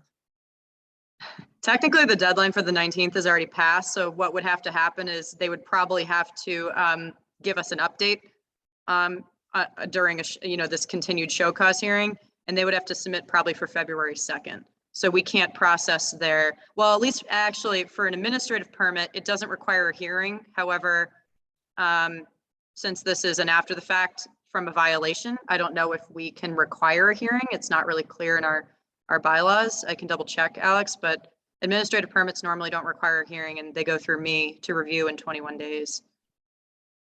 But yeah, we can double check the bylaws on that. If it's administrative, it normally would just be something you would handle, right, Charlotte? Yeah, at the very least, we definitely need to still finish and close the show cause hearing because there is a question as to whether or not 5,000 square feet of land has been altered so far, just based off of at least temporary disturbance, which could have changed runoff rates on the front yard. But yeah, if they're under that and they haven't done that and they can prove they haven't done that, then it would definitely be administrative. But it does beg the question, do we need a full permit here for the work that's already been done? Yeah, I guess we'll make that determination when we hear what the actual amount of disturbance was. Okay. Yeah. Okay. Okay. So do we just continue the show cause? Yep. All right, so we'll continue the show cause for 2 weeks to the 19th. Sure. That's okay with everyone. If not, we can switch to February 2nd. There's, I think there's 6 items right now on the 19th. Couple new, couple continued. Well, let's put it on for the 19th and see if they, it would be better to get an understanding of where we stand on it. So let's put it for the 19th. Okay. Our next hearing this evening is a show cause for 76 Lambert's Lane. This has been continued from December 15th, 2022. So just a couple quick updates on my end, and Alex, I don't know if you have anything else to add, but from our last discussion in the show cause hearing for this project, we did pass our concerns about the lights off to the zoning board, but that request does need to go through the building inspector as the enforcement, agent basically for zoning. So there is a zoning complaint form, I believe, that people can choose to file with the building inspector. And that's the process that I'm aware of. Any other questions in terms of zoning compliance can be directed to the building inspector, who will basically process those, and depending on his input, it may need to go to zoning board of appeals, but it is going to lie with the building inspector since he is the enforcement. Alex, do you have anything else to add there? No, that all sounds right to me. Okay. And then just speaking, the applicant has definitely reached out to his engineer. We do not have the as-built right now. However, he's definitely working with his engineer on it and wants to get it done ASAP. He just doesn't have a definite timeline because obviously this engineer's probably working on other projects. But I guess it's a question for council. Do we have the ability to ask for an as-built, given our concerns with, possible, compliance issues? I mean, can we require the as-built within a certain time frame? Because that's something that we've been discussing the last couple meetings, and this permit was issued November 2020, so it hasn't officially expired yet. But we know the work is mostly done, and that the engineer has been out to survey the site. At least that's what I've been told. I don't know if you have anything else to add in terms of our concerns, given the as-built hasn't been submitted to us yet. I mean, if there isn't a time frame for submission of an as-built as a condition in whatever permit was issued originally, then I don't know that we would have the authority to require that right now, unless we have some type of evidence to believe that there's or cause for concern that there may be a violation that is ongoing. And I know that there's concerns about the lights, but I don't know that that really is something within the commission's jurisdiction. That's more of a ZBA issue. Well, we do have concerns. There's concerns for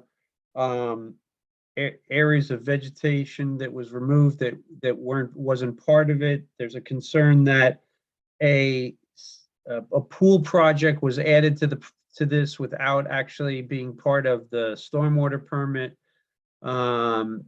We know that there's been modifications from the plan that we originally saw, and these concerns they seem to compound as the project goes on and on and on, and this is probably going on 2 years that we've raised concerns on this, and it just seems to go on and on, which is why we kind of had this show cause hearing in the first place and requested to see the as-built.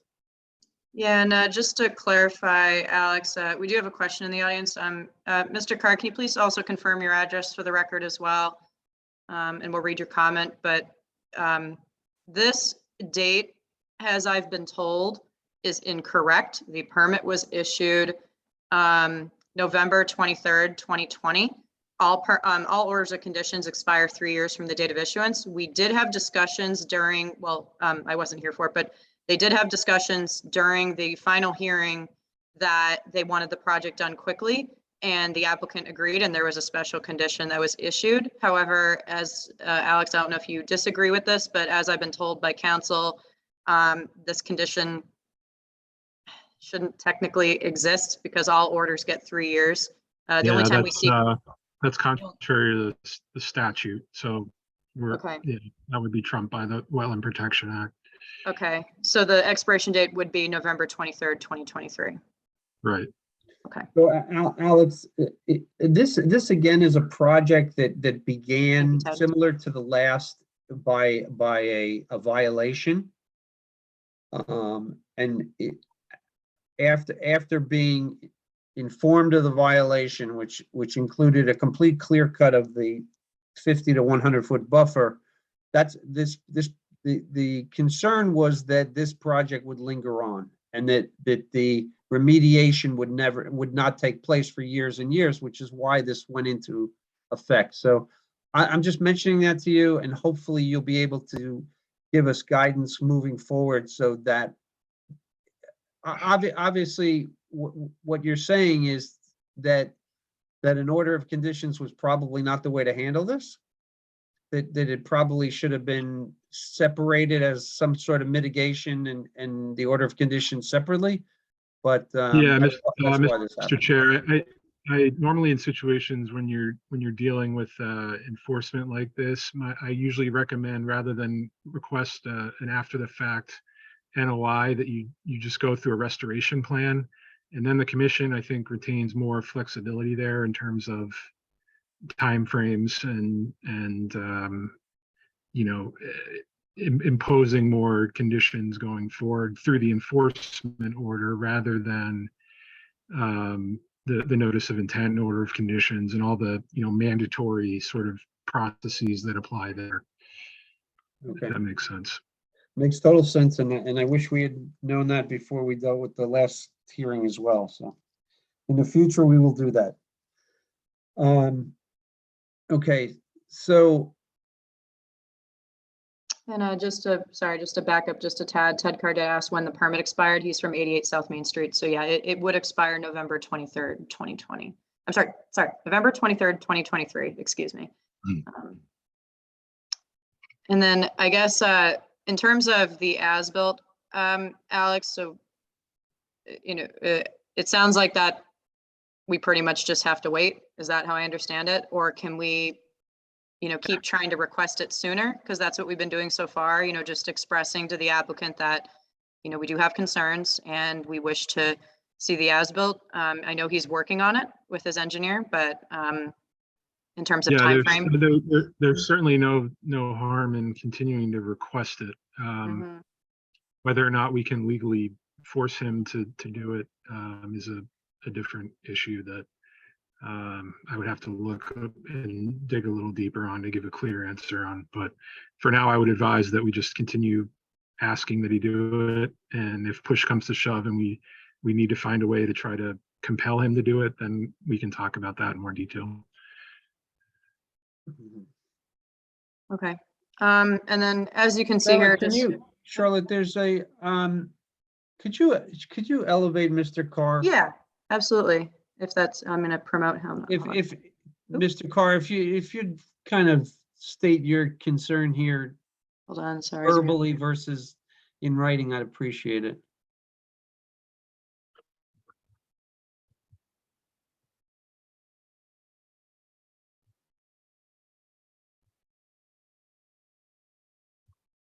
Sorry, I'm just coming online there. Can you hear me okay? We can, Yes. thank you. Do you Okay, mind, great. do you mind speaking in person rather than? I would be delighted. I was looking to be invited, so thank you very much. I appreciate it. The, no, again, if you remember back a few meetings, I was concerned just about the lighting in the area. And I was, I did look at a couple of the records on that. I guess, I think you're thinking about it right. As someone not doing the work that you are doing, it seems that this has taken an awful lot of time to resolve.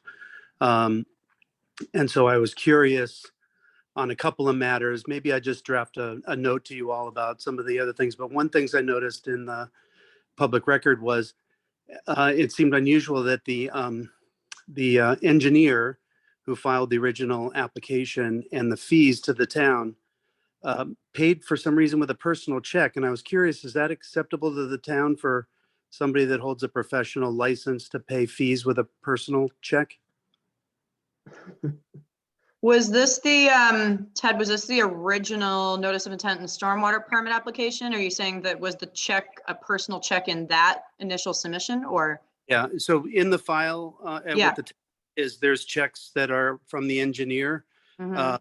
that included fees Yep. to the town, and it was paid with a personal check. And it just seems like if you're a business, are you required to pay with a business check?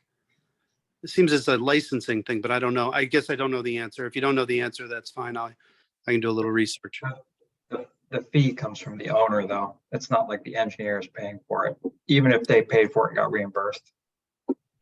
Okay, so Yeah, the, that's how I understand it, Ted, that sometimes, you know, in most cases for stormwater permits and notices of intent, the engineering company is submitting the submission on behalf of the applicant. The applicant definitely has to sign the application forms. But usually the check itself is from the engineering company and then they bill the client. I don't know about if it's his own personal check affiliated with his home address. I don't know about that, so that's a good question. But yeah, if it's from the engineering company who submitted it, that is typical, that, you know, they submit the costs, but then they bill the applicant later on. okay, no, that sounds right to me. I noticed, I don't know why, you can search it and it comes Okay. up, the checks are actually there, but the checks are what Okay. appear to be a joint bank account of the engineer and his wife and not associated. Weird. with- Yeah. Okay. Anyway. Yeah, I can look into that, but sometimes if it's like a one man and woman company, sometimes they may have an account that looks kind of like that, but I can look into that. Okay, Um, yep, thank you. I appreciate it. And you've taken an awful lot of time on this matter. I know you're all looking forward to put it behind you. So I wish you the best of luck with it. Thank you. Thank you. Thanks for listening. No, thank you. We appreciate your comments. So, Alex, I guess, you know, we can just keep tabling this, or should we close the show cause hearing and just tell the applicant that, you know, we obviously expect the as-built as soon as possible, or should we keep the show cause open until it has been submitted? Because the commission originally did want a show cause hearing to look at the as-built and the COC request, given, you know, the number of questions and comments throughout this project's life cycle. Should we keep this current show cause open or close it out and Yeah. then just do a new one? I don't know that it really matters either way. If you're, whatever administratively for you, I think is easiest.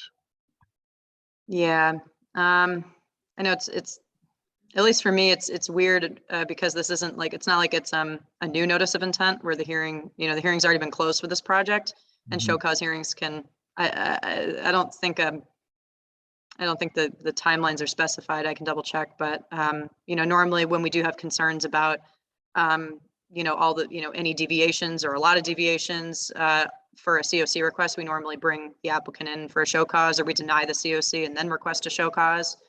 So I guess either way, Well, it's whatever the, this COC should be separate from what we're trying to do. What we're trying to do Yeah. is to get an update on what's going on, because there have been so many modifications, and Mhm. and the only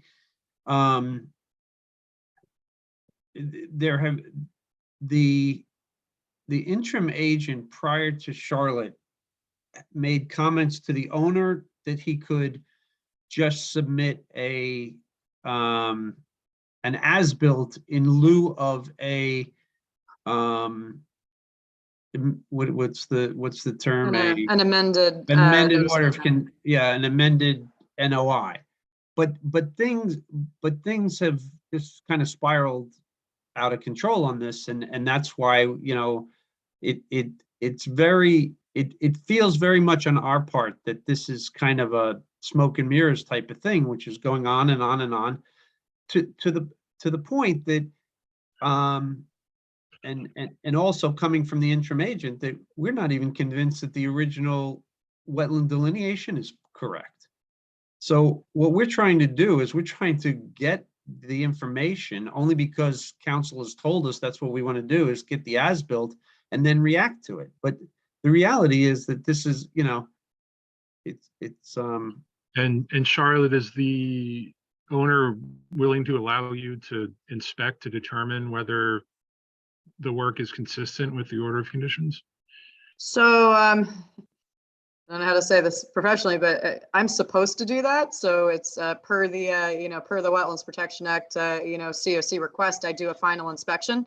So that is definitely going to happen in one way, shape or form. I will be, since there are several special conditions for this project, it's Yeah. definitely one I would be looking at really closely, because most of our orders of conditions have only either a couple conditions in addition to our boilerplate, but this one had, I think, like 8 or 9 special conditions. So I definitely want to thoroughly look over this and make sure that, the applicant is providing sufficient documentation to address those conditions. And, again, like I said, even though COCs don't require a hearing, we can definitely choose to initiate a hearing or another show cause hearing for this to discuss the changes, especially if there are a lot of deviations. So it, at least based off of the language in our bylaws and regulations, it doesn't require a hearing, but based on review, it sounds like I can kind of, I guess, make that determination. And then the commission goes from there. Yeah, you definitely can, especially if if you believe that there's not compliance with certain conditions, then a hearing is definitely needed. Mhm. Yeah. And at least from what I've seen so far, I have seen, just to reiterate, I've seen several dozen emails of, claiming that, they've communicated all these changes up until now. But again, until I get the as-built where I can clearly see everything, it's hard for me, at least until I do a final inspection. And I definitely want to give the commission a thorough report.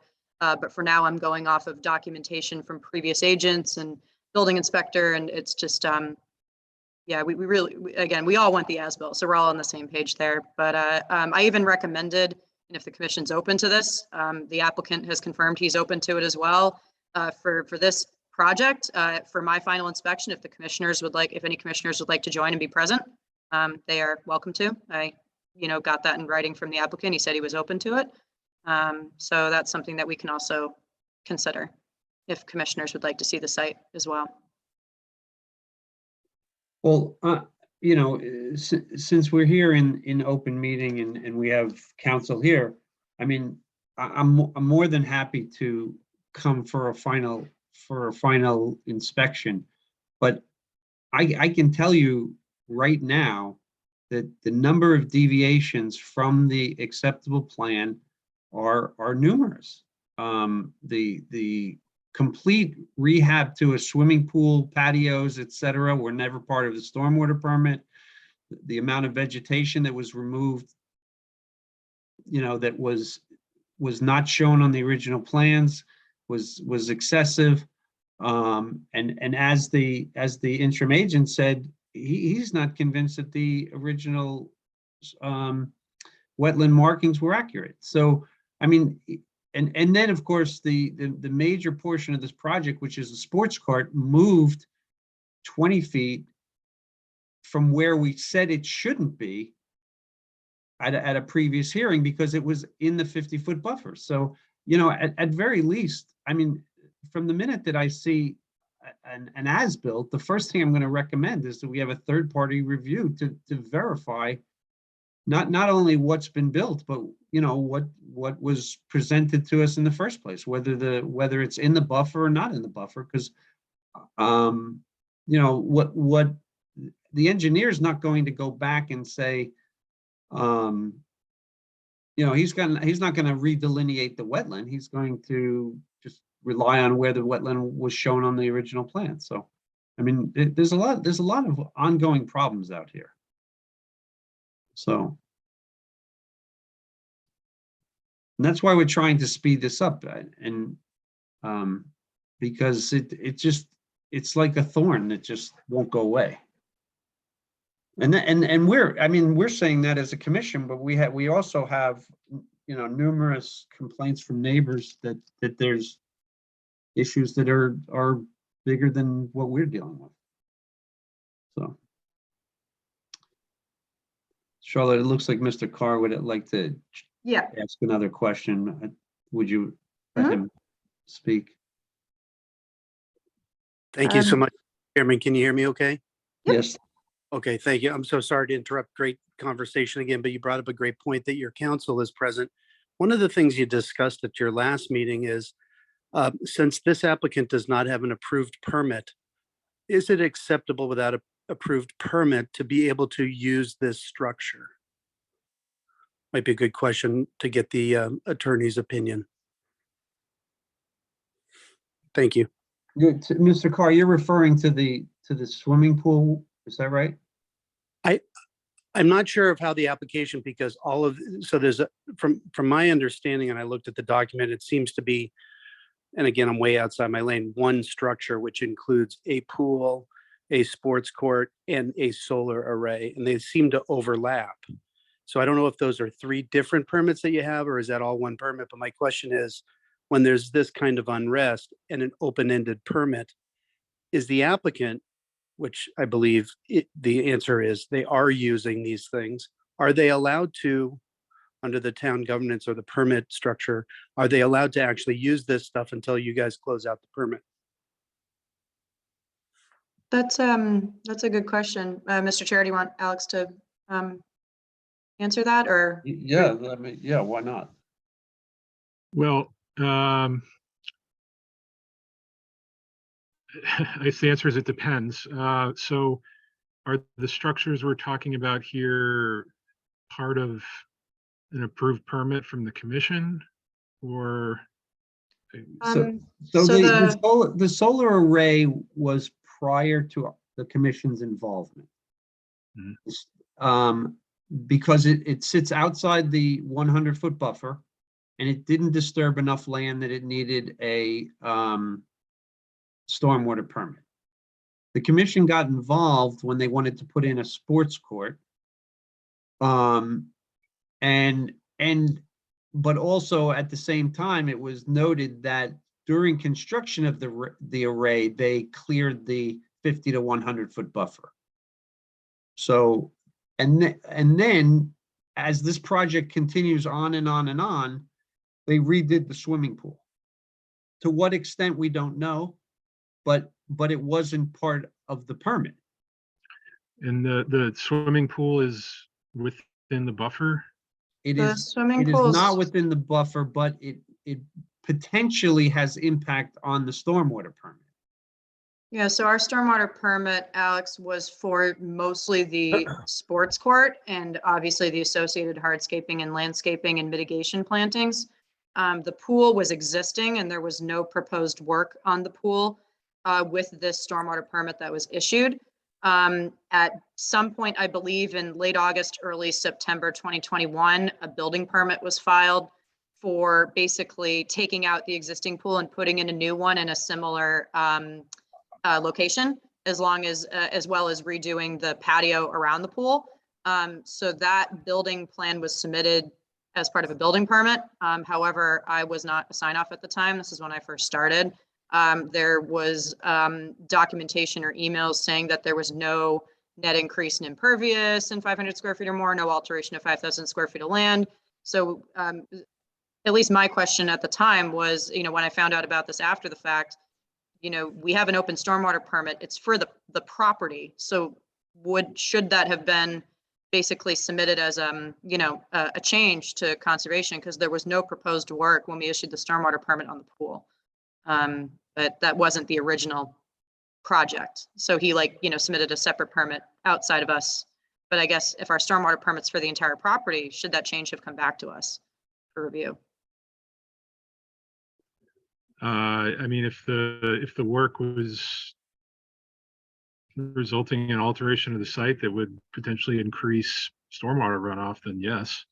But at this point, if he has a building permit that got all those sign-offs it needed, I don't see an impediment to him using the pool. So I guess in terms of the sports court, that's definitely a good question. But normally with like, for example, new home construction. We're obviously not the issuing authority for an occupancy permit, the building inspector is. However, we're normally conservation is normally one of the sign-offs for it. So I don't know if there's any type of use that's needed to be given by the building inspector for approval of that sports court before the permits have been closed out. That I'm not sure of. But yeah, at least for homes, normally the applicant owner cannot move in until the building inspector has issued at least a certificate of temporary. occupancy. Yeah. Yeah, yeah, I don't know if that would apply to a pool or a sports court, but. Okay. Yeah. Maybe we could look a little further into that. yeah. Yeah. Okay, what, Oh, Ted, did you have one last question? I saw you raising your hand. I'm sorry, I feel terrible. I'm interrupting. I guess that's, your counsel is very helpful. Yeah, I guess it would be great to know that answer, like about, so if, just sort of to recap, so my mother lives in the area, sort of, if you know the area in the direction of the Abbey. Okay, so she's on the Hingham side, but the lights were very bright. I've come to find out I have some good friends and neighbors that live in the area. They're troubled by it too. But I guess the question is, what are the rules if it is an open permit? So I did look at the permit, and the line for signature, I think under conservation and also building inspection are blank. So that would indicate to me that they have not been signed off on. So that was why I asked the question, can they use the court, especially until everybody signs off on it, because they are currently using the court. And it appears that not everybody that should sign off on it has. I just wanted to be clear about my question. I'm sorry to again interrupt.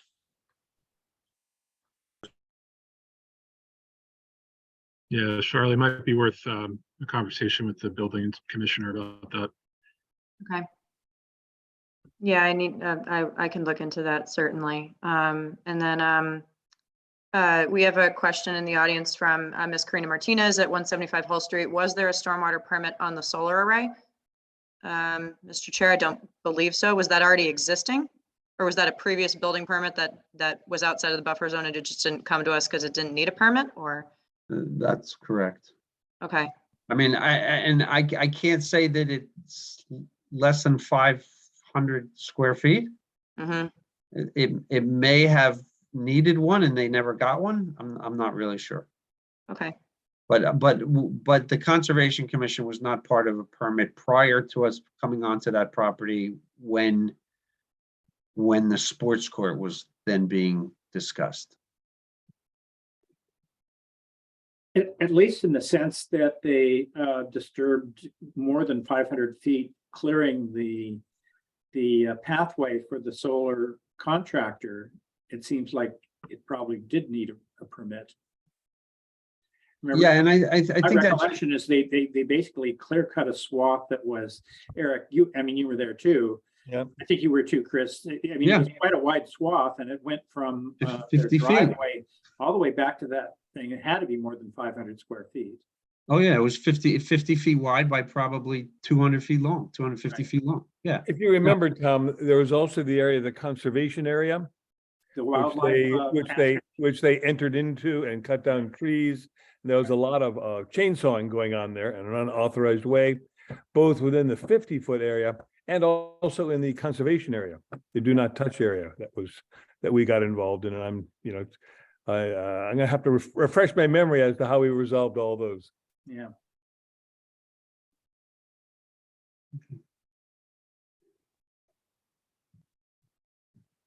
Well, Charlotte, you'll have to look into it. I do know there have been cease and desist uses on other sports courts. Yep. But whether or not this falls into that okay, realm, I don't know.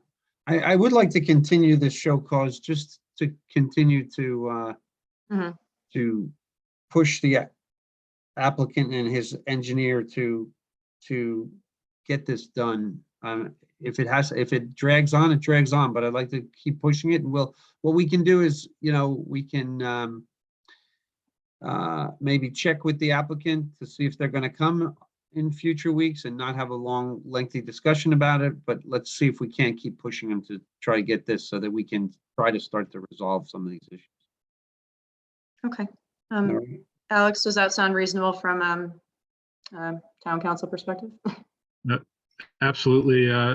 One other suggestion would be to ask them if they may be willing to let you, Charlotte, onto the site sooner rather than later. Yep. I think the response to that will be telling, but Yep. Okay. Yeah, sure. We can just keep putting it on the agenda, and I can, try to see if the applicant is going to attend and give us the as-built. And I guess if the as-built isn't available by the next meeting, Mr. Chair, do you want to just automatically continue it to February 2nd and just keep doing that until we get the as-built, or do we want to keep opening the show cause during the meetings without the applicant and/or as-built? Let's just take it 2 weeks at a time. Let's see All what right. happens. Okay. We'll speak before the next meeting and decide how to see where Okay. it's going to go from there. Okay. Okay.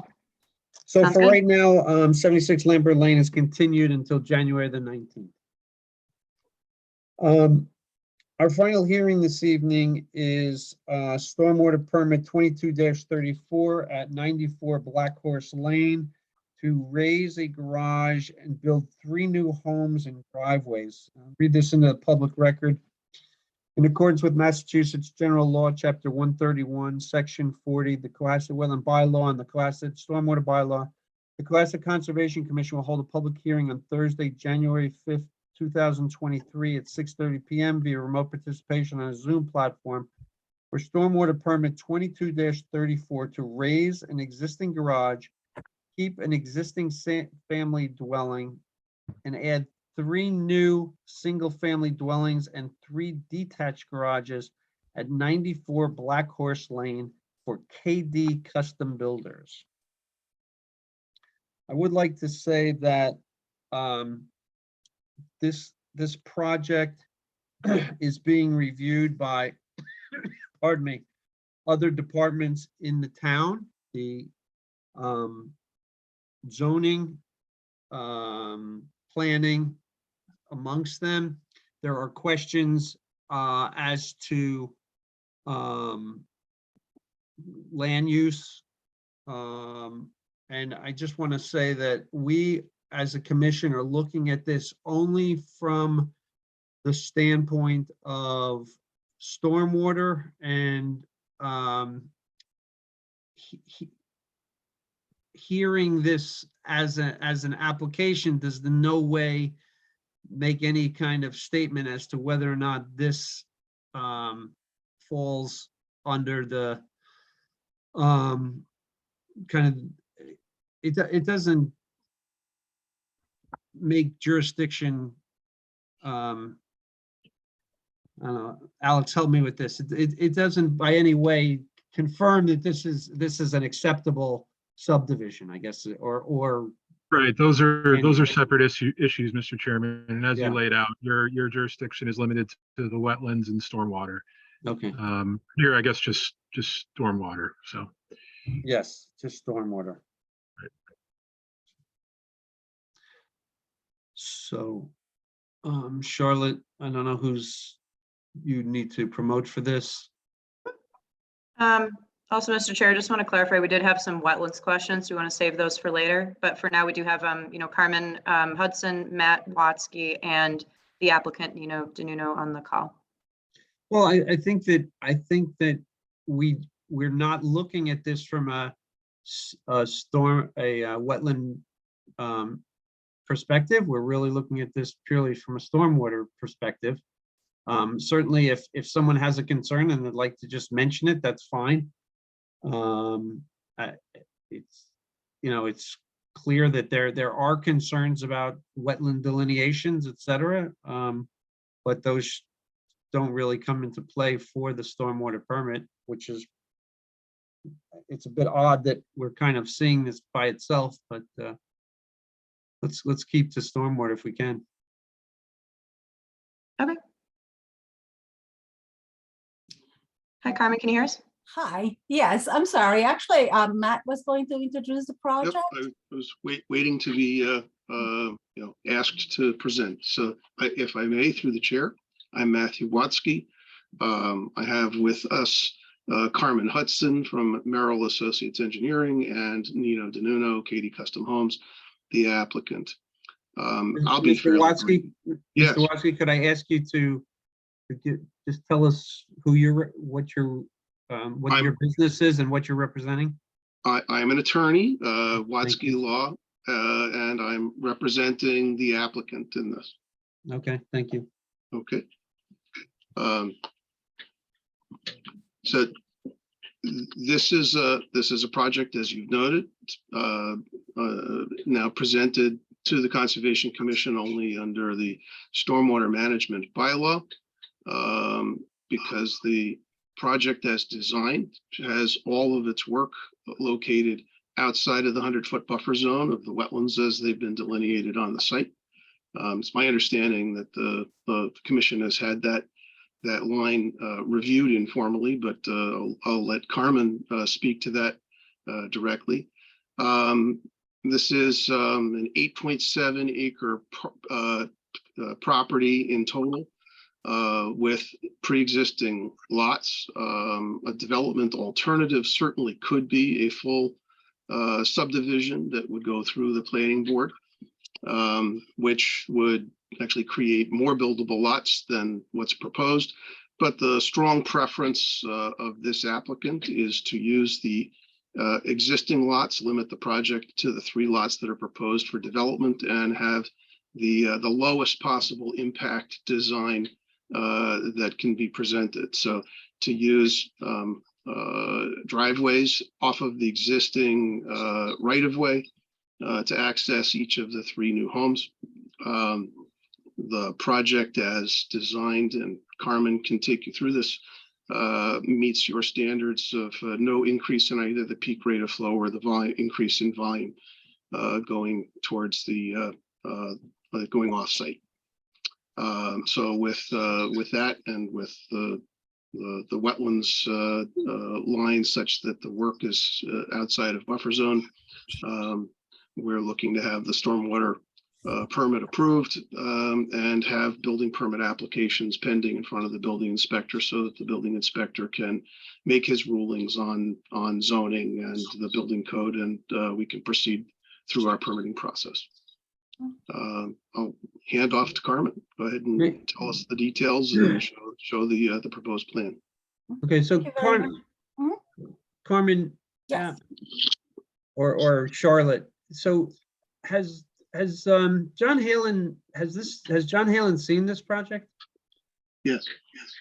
So Yes. a building permit, I believe for lots D and E, two separate building permits for lots D and E have been submitted to the building inspector. Those building permits have not yet been issued.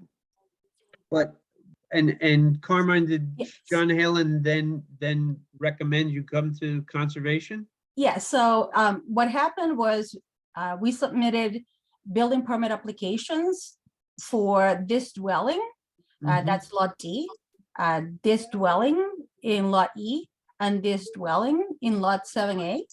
And the building inspector in his comments said that building permits were needed before he could issue a building permit, and that is why we are here. Carmen, you just misspoke. It's just that he said that a stormwater permit was necessary. Oh, I'm sorry. I thought that's what I said. Yep. But yes. Mhm. Okay. So if I may, Excuse me, before we get underway, I'm a little puzzled by the fact that we have more than three lots here, but only one stormwater permit. How does this work? well, if you think about it, subdivision would normally go for one stormwater permit, even though there are several lots. And then once let's say a lot is sold and the person that purchases the lot then wants to change things from what was approved, then that person is going to have to go through his own, stormwater permit for whatever work that he wants to do, if it's not exactly what the commission approved. But this is would not be a just like, subdivision, right? I'm sorry? Is this a subdivision? It is not a subdivision, but you can look at a subdivision as a type of project that involves several lots. However, it only requires one stormwater permit. If I may, I think it would be helpful if we turned to the other plan, which shows the proposed conditions. Mhm. The presentation here and the design is that you have all of this land under single ownership, and there's a plan that's being presented that as a whole complies with the stormwater management standards that the town sets. So there's removal of existing impervious surface on one lot and provision of infiltration and detention on another lot that's primarily for the impervious surface directly on that lot. And so as a whole, it works. We're not seeking permits for the individual lots one at a time, because we've designed something that's taking the property that's all under single ownership and designed something to comply with the permit standards. Charlie, you asked about this, did you not? Sorry I'm sorry. about subdivisions I or, couldn't hear the question.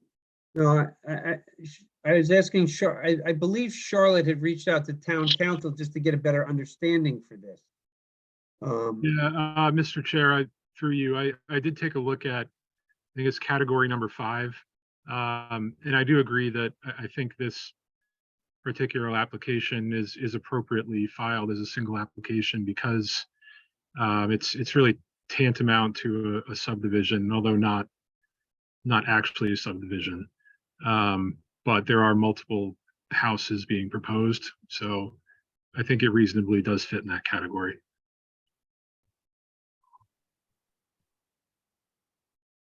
Okay. If there are no further questions on that, should I begin with the existing conditions plan? I just wanted to show what is there today. Okay. So- Carmine, I'm sorry to interrupt, because I know Tom has looked at this extensively, and now that I understand that the reason there is no NOI here is because you've determined that you're outside of any resource area or buffer. So prior to you getting involved in this, I thought maybe Tom, would you like to just mention your concern for wetland? And we can, and then we'll just move beyond that. Yeah, there are a number of them. The first one, Carmen, if you can zoom into the upper right corner of that, to that leader that describes the delineation of the riverfront. Oh, the riverfront, yes. Yes. Mhm. And I believe one of these says approximate. Yes. Okay, so it's not delineated, it's approximate. No, but so I don't know if you remember 392 South Main, Chris, and you had mentioned about the tidal river. So this line right here, that's the actual bank, the breaking slope.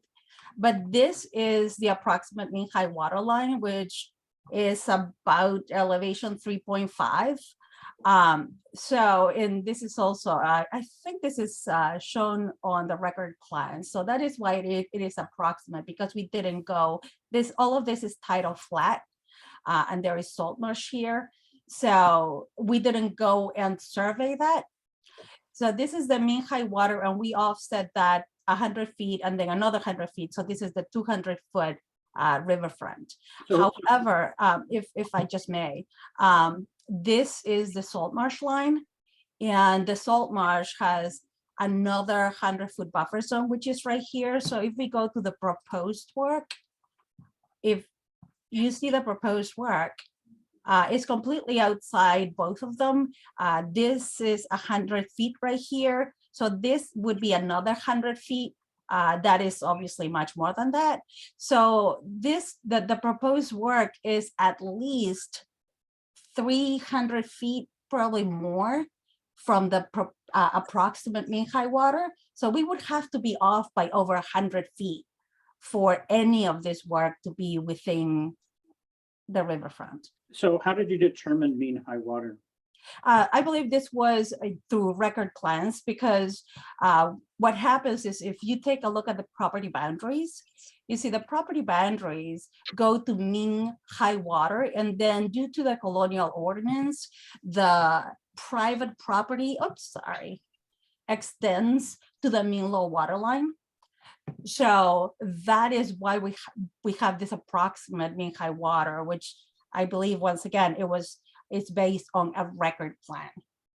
But as you know, mean high water, it could change over time, and we normally survey it, but having over 100 feet, Are you aware that NOAA has defined the mean high water in the harbor, yes. which extends here? And do you know what that number is? In the harbor, it would be higher. There is, as you know, the restriction at the bridge No, for the Gulf, so it would be 4 Mean something. high water. Mean high water. That's Yeah, defined so it by would be in the National 4s. Oceanographic and Atmospheric Administration. Do you know what that number is that's been defined? It's in the 4s, so it's 4 something. That's right. Mhm. So you're using 3.5 feet. This is a pretty flat Well, area. once again, this is And a if- and- record and- plan. and excuse me, if you actually plot the 4-foot line, it's considerably, this is very low gradient, you'll agree. It's considerably farther to the west than you've drawn. And what's more, you don't need to, using an approximate line avoids the ability to actually determine exactly where that is, since there's plenty of surveying done by NOAA that can establish that line quite accurately, plus or minus a few feet at best, or at worst. So that's one of the jurisdictional lines that I would think should be resurveyed and should be looked at more closely. The colonial property lines seem like a pretty iffy thing to me, but I'm sorry, they seem like what? they seem pretty uncertain. Well, no, that is, I don't think they were measuring sea level to the accuracy we do anymore, or that we do now. So if we're talking about 18th century mean high water, I don't think that's relevant to what we're talking about here. okay, so obviously what we could do is we would revise the plans to actually, we can base the mean high water based on the ocean. So that would be on the ocean side of the bridge. No, you base it on Cohasset Cove. That's your nearest estimated station. Exactly. Yeah. And we can just add that here. The purpose of this development is to keep everything outside of all resource areas and buffer zones. So Sure. if anything were to change, then we'll change our work accordingly. Well, I'm skeptical that you have your lines in the right place. That line to begin with. Secondly, there is a 9-foot contour Mhm. that is the I believe it's the velocity zone, or no, land subject to Charlotte. It's an AE zone. To flooding. That's at 9 feet. Mhm. So you can use the 9-foot contour there. And then you have a 100-foot buffer that extends beyond that. And I believe both the riverfront and the 100-foot buffer to the essentially the flood zone cross right through the 2 garages and the house to the on lot. Can't read it. The one, Okay, so just to be clear, yes. a floodplain does not have a buffer zone. So land subject to coastal storm flowage is a floodplain that floods because of a coastal storm. And it only is a resource area. There is no buffer zone to land subject to coastal storm flowage or a bordering land subject to flooding. Charlotte, you want to comment on that? Yes, so Carmen, while that may be true for the Wetland Protection Act, as I understand it, our bylaws do enforce a 100-foot buffer for any land subject to flooding, whether it's from groundwater, surface water, or tidal action. So it is listed in our bylaws that there is a 100-foot buffer. for these lands subject to flooding. So that would, at least for the buffer zone for land subject to coastal storm flowage, I believe that would put some of the work in here. And those are some of the, concerns that we had aside from this filing as to whether or not this needs a notice of intent. I would point Okay. out another flaw in the line. No, but I'm sorry, here, before we uh, move forward, obviously, I do a lot of projects here. And we have, like, I have not seen either any of our projects or anybody else's show a buffer zone to a floodplain. So if the commission is going to start enforcing something that has never been enforced solely to one project, I've never in 20 years Right. seen that. And if you could comment on that, because once again, never seen a buffer zone to a floodplain. I can't speak for previous commissions or agents, but this is a But new development for me as even well. This commission, though, this commission has seen plenty of floodplains with no buffer zones. Well, Carmen, I will say that we're a volunteer commission, and if this escaped us in the past, then so be it. It won't escape us in the future, and we're not singling you out personally or this project personally. It's something that was looked at and investigated, and it's something to consider moving forward. All right. Well, if I may, Mr. Chairman, Yes. this is a stormwater management permit application, and I'm hearing issues being raised about wetlands regulation. We'll go ahead and dive into the local wetland regs, and That's fine. That's fine. I was just. and whatever additional survey work needs to be done, and we'll deal with wetlands protection issues in another forum. That's fine. I don't think this would come up if you hadn't asserted that you're lying outside of these jurisdictional boundaries. I'm not upset about the issue having been raised, but now that it's been raised, we'll address it in a different forum. I think we should focus on the stormwater management issues, because we're not going to resolve the wetland stuff tonight. Very good. So moving forward with just the stormwater, what we have today is really a developed lot for a single family and a detached garage. The single family home and the garage are served by a paved driveway and a turnabout at the end. This driveway serves number 80 and number 90, as well as number 94. And really up to Lot D, it's all developed as a single family home, and beyond is just a wooded area with a lot of ledge outcroppings. So what we're proposing is to remove that detached garage and build 3 new dwellings, 1 dwelling in each of the existing lots. These dwellings would be served by a shared driveway. Each shared driveway would be serving 2 dwellings. For example, this driveway right here would be serving number 94, the existing dwelling, as well as this new dwelling in Lot D. This driveway would be serving these 2 new dwellings in Lot E and 7A.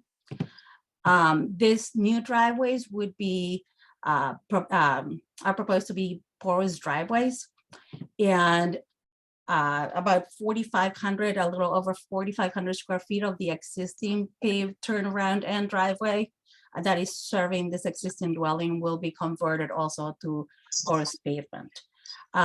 So when we submitted this application, we hadn't done test beds. We conducted the test beds last week.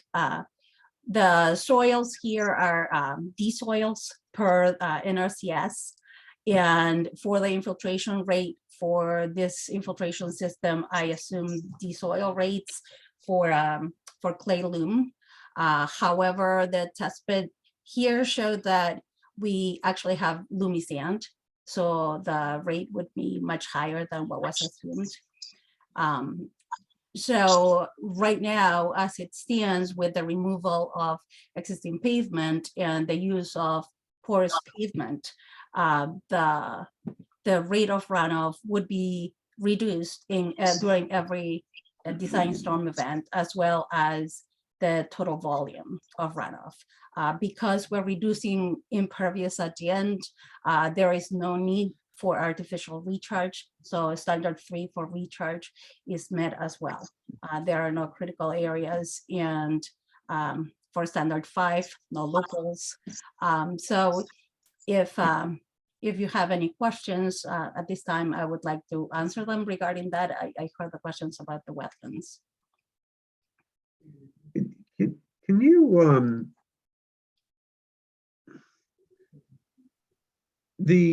the house that's closest to the bottom of the page, what,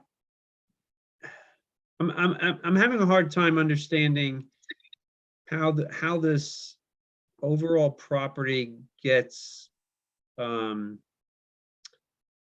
considered for a single permit, but the guy at the bottom of the page, when he eventually just owns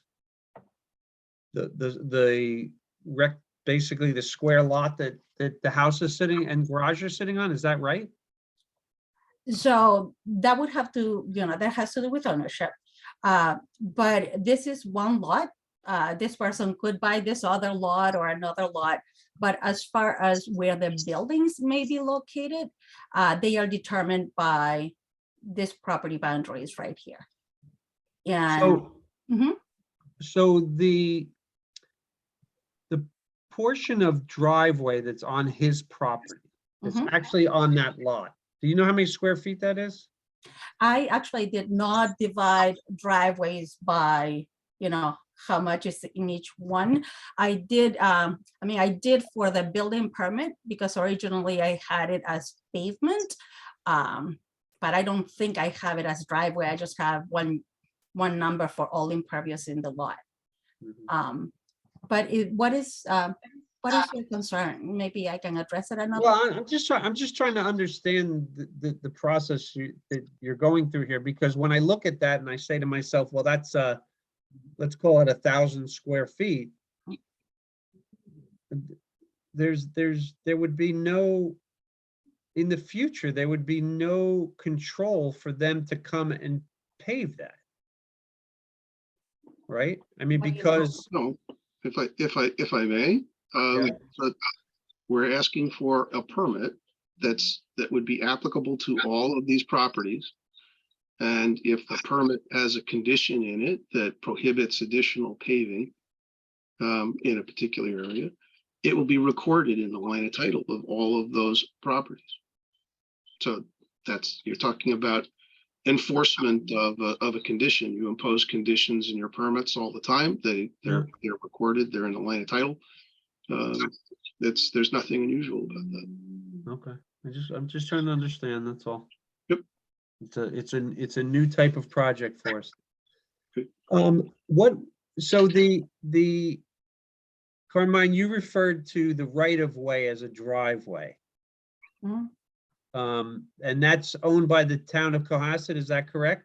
It isn't. No. So what we're also getting into legal issues here, but this is a right of way that actually a right of way that provides frontage, right? It is a street. So this would be considered a private street because the planning board approved an A&R for these lots. So therefore it provided frontage for these lots. So once again, it has nothing to do with stormwater. I'm calling it a driveway because if you drive there, it is a driveway, it looks like a driveway, but legally it is a right of way that. Whose ownership? Is it Nina. part of the, Yes. part of the parcel which you are developing?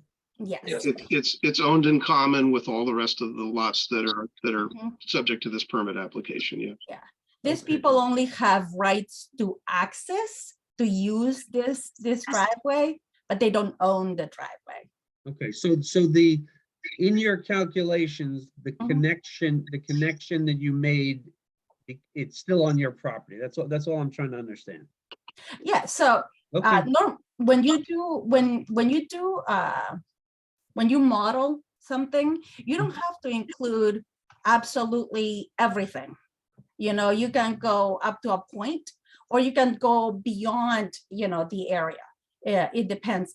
I think I don't know. Oh, you know what? In my subcatchment area, I did use the entire driveway. In reality, we're not changing anything from here down, mhm. but I did use all of it anyways. Okay, I just wanted to make sure that the piece that's on that lot was This? included. No, not Yes. the new piece. Oh, this? This? Yes, yes. I Yes. just wanted to make sure yes, that was included. That's all. Yes. Okay. Now, are there any more trees planned south? So Yes. yes, that was a comment by Charlotte. She had asked about trees and ledge outcroppings and test pits.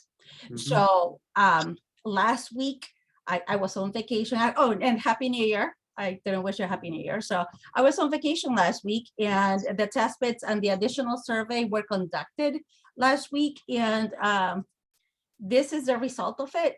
I didn't submit it because we had it ready on Tuesday, which didn't mean your 7-day deadline.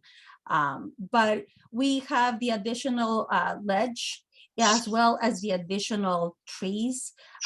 What we had here was detailed information up until the retaining walls. So they're not retaining walls, they're stone walls, because that was the developed area. Everything beyond, because it's so thick, we just did surveys so that we could establish topography. However, since Charlotte had requested trees and ledge outcroppings, we surveyed the ledge outcroppings and the trees, and we picked up anything that was 6 inches and above. I know, Charlotte, you mentioned 12 inches, or it could be something below. So we went 6 inches and above, and they are labeled. So, I know it's a mess, but if you want to see only things that are 12 inches, I could take out the other ones. I just thought the more, the better. Well, our bylaws require that we see all trees over 12 inches and what trees are being removed. Okay, so I could remove the trees that are less than 12 inches. All of this, as I mentioned, they're over 6 inches. And what I could do, since we're going to have to revise the plan to show the survey Mikai water line, is I could put on the plan, have a tree plan with X's on the trees that will be coming out. Yes, okay. Okay.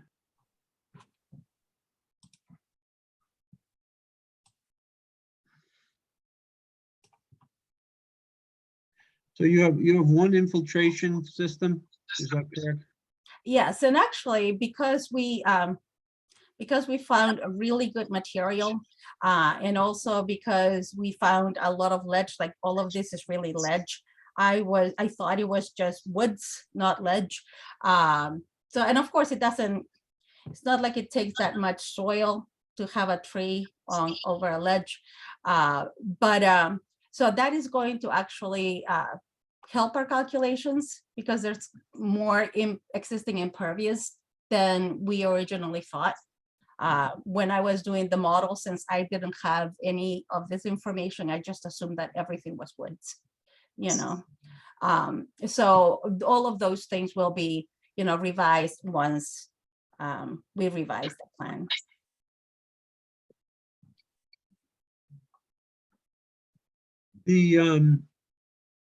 So none of these properties will have swimming pools? No, so what you see is what we're proposing. If later on somebody else, let's say somebody buys this lot and they have space and they decide to do something else, then they're going to have to get their own stormwater permit for whatever it is. What you see here is what you're approving, and there are no swimming pools here.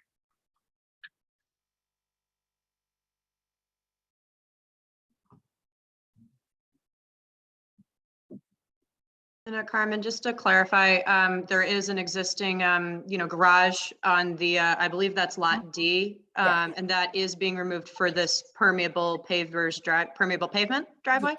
Okay. Yes. Yeah, it's on the existing. It's just, Mhm. There was just so much going on. So that's why I have one for existing conditions. It's, you see this right of way right here. So Mm. that's this right of way right here. Mhm. I'm sorry. Nope, that's the wrong plan. That's this right of way right here. So the garage is right here.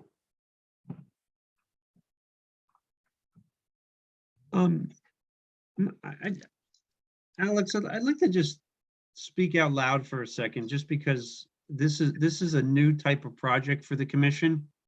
But it seems to me that what's going on here as a whole, if we just consider it simply, and suggest that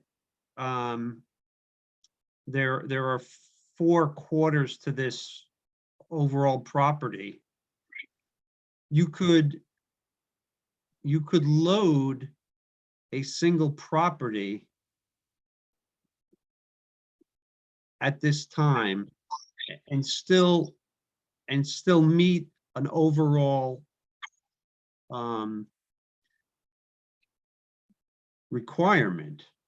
But that would you could leave one of the properties where later on it could be, you may not, it seems like you could do a bunch of development on that lot later on and they would throw the whole thing off because you've left it unloaded. Am I right or am I wrong here? May I respond? Yeah, please. Okay, well, your stormwater regulations require someone to come in for at least an administrative review permit for anything more than 500 square feet of additional work. So this is the project that we're presenting to you. Let's assume that this gets approved and this is exactly what Nino builds. And if a homeowner comes in later and says, I want to do something different, it'd be no different from every other lot that exists in town. If they're going to do more than 500 square feet, they'd have to come in and get a permit. Yeah, I would agree with that, Mr. Chair. I think what we're looking at right now is, this whole project, all these combined lots, if you will, but nothing says that just because if they get a permit allowing this proposal, that someone who owns one of the individual lots in the future would not need to come back before you for another permit if they propose a type of work that was within the thresholds of the stormwater bylaw.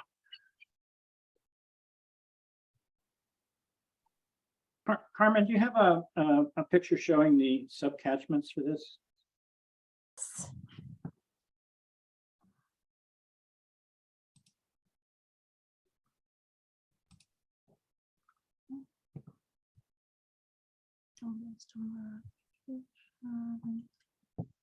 Carmen, I just want to make sure that you heard the question. It looks like you're thinking.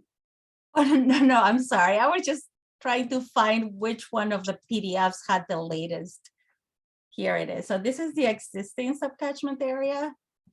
And this is the proposed. Where are the boundaries? I'm sorry. Where are the boundaries? Have you marked them? I see a lot of vectors Oh, here, but I Are don't. you talking about the interior property boundaries? No, I'm talking about the subcatchment boundaries. This is one subcatchment area. One entire subcat. Yes. Yet you have multiple design points at least, right? So all of this, right, is land subject to coastal storm flowage, and almost everything is going in that direction. All of that over here, there is also land subject to coastal storm flowage. However, in this direction, things are getting reduced, peak rate of runoff and volume. So I didn't separated, but certainly since I have to revise the other plan, I could separate it into 2 subcatchment areas, one that is going, or even 3. But once again, it will be reduced in this direction because I am reducing impervious. That is the reason why I just did 1, but I can certainly do Yeah, I'm more. less interested in that part of the property than the southwest, I guess. I'm sorry? I'm less concerned about the So the south. north central area, or So Plan North is, oh, wait a minute, no, Plan North is North straight is up. that Sorry. way? Yeah, yeah, Yeah, north is Here? towards Black Horse Lane. yeah.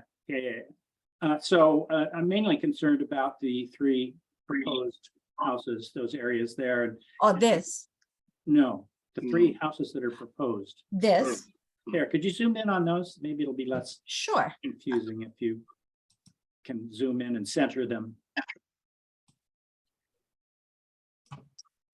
And so it looks like that you do probably have more than 1 subcatchment there. I mean, you've got some of your vectors pointing at almost at, say 160 degrees away from others.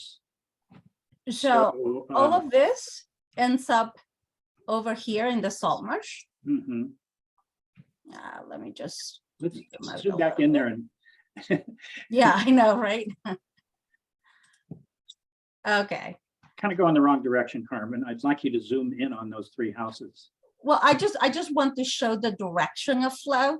So Yeah. all of these houses, right, are flowing in this direction. So Okay. they're going towards the salt, the floodplain, the salt marsh, and eventually the Gulf River. So this flow is being reduced, and also there is no development in this area whatsoever. So why is your concern in that direction? Because of the wetlands?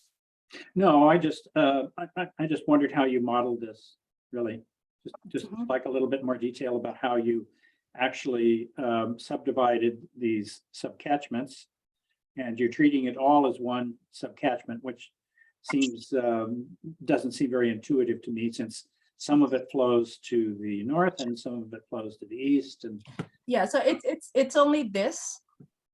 Like this flows into a catch basin here. However, I'm making it pervious. would you go back to the map with your flow vectors, please?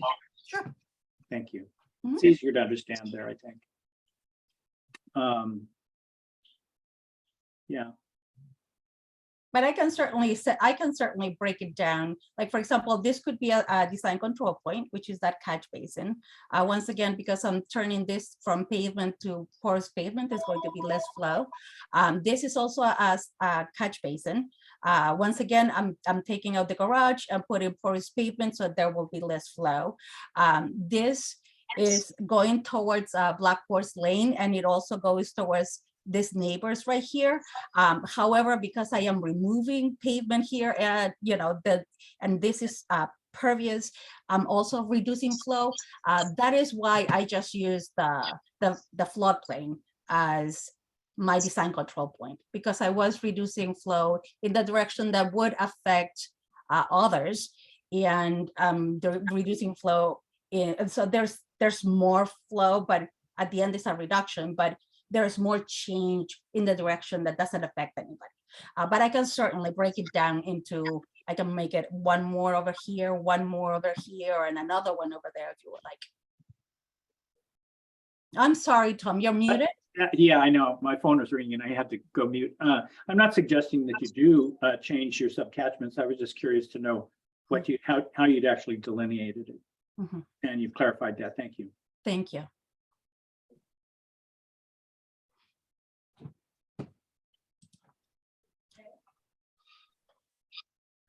Carmen, would you be able to briefly walk us through your long-term operation and maintenance plan? Because I know porous pavement isn't always something we commonly see in our stormwater permit applications. So would you be able to just kind of explain the maintenance for this in terms of how it will be, maintained for stormwater management purposes?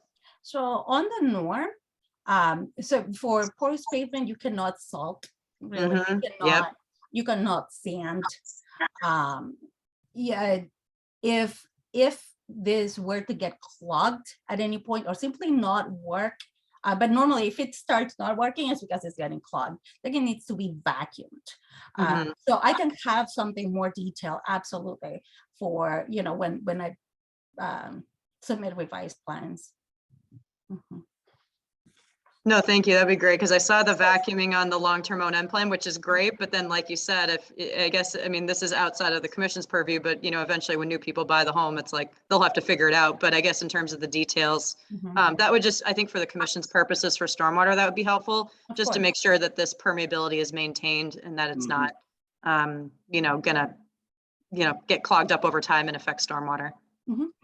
Well, to that point, I don't think it's outside of the commission's purview. I was just reading that Oh, anytime that owner changes, anytime that changes owners, they have to notify the commission. And another thing I saw is that we should have the legal instrument that, let me read it here so I don't get it wrong. But the copy of the legal instrument that establishes the terms of legal responsibility for the O&M and of stormwater BMPs. So since this is multiple lots, we need something that shows how legally it'll be maintained between the properties. Right, we can address that. Thank you, Will.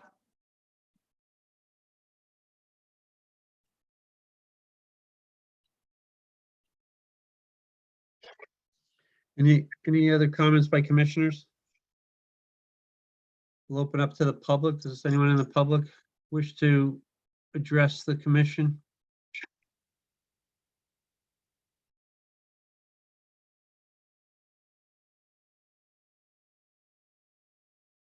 So there are a number of items that came up this evening.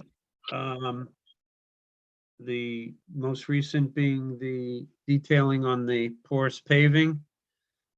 The existing trees and removal of trees that are being proposed. The obviously not on the stormwater, but on the wetland, those delineations need to be confirmed. Is there anything else?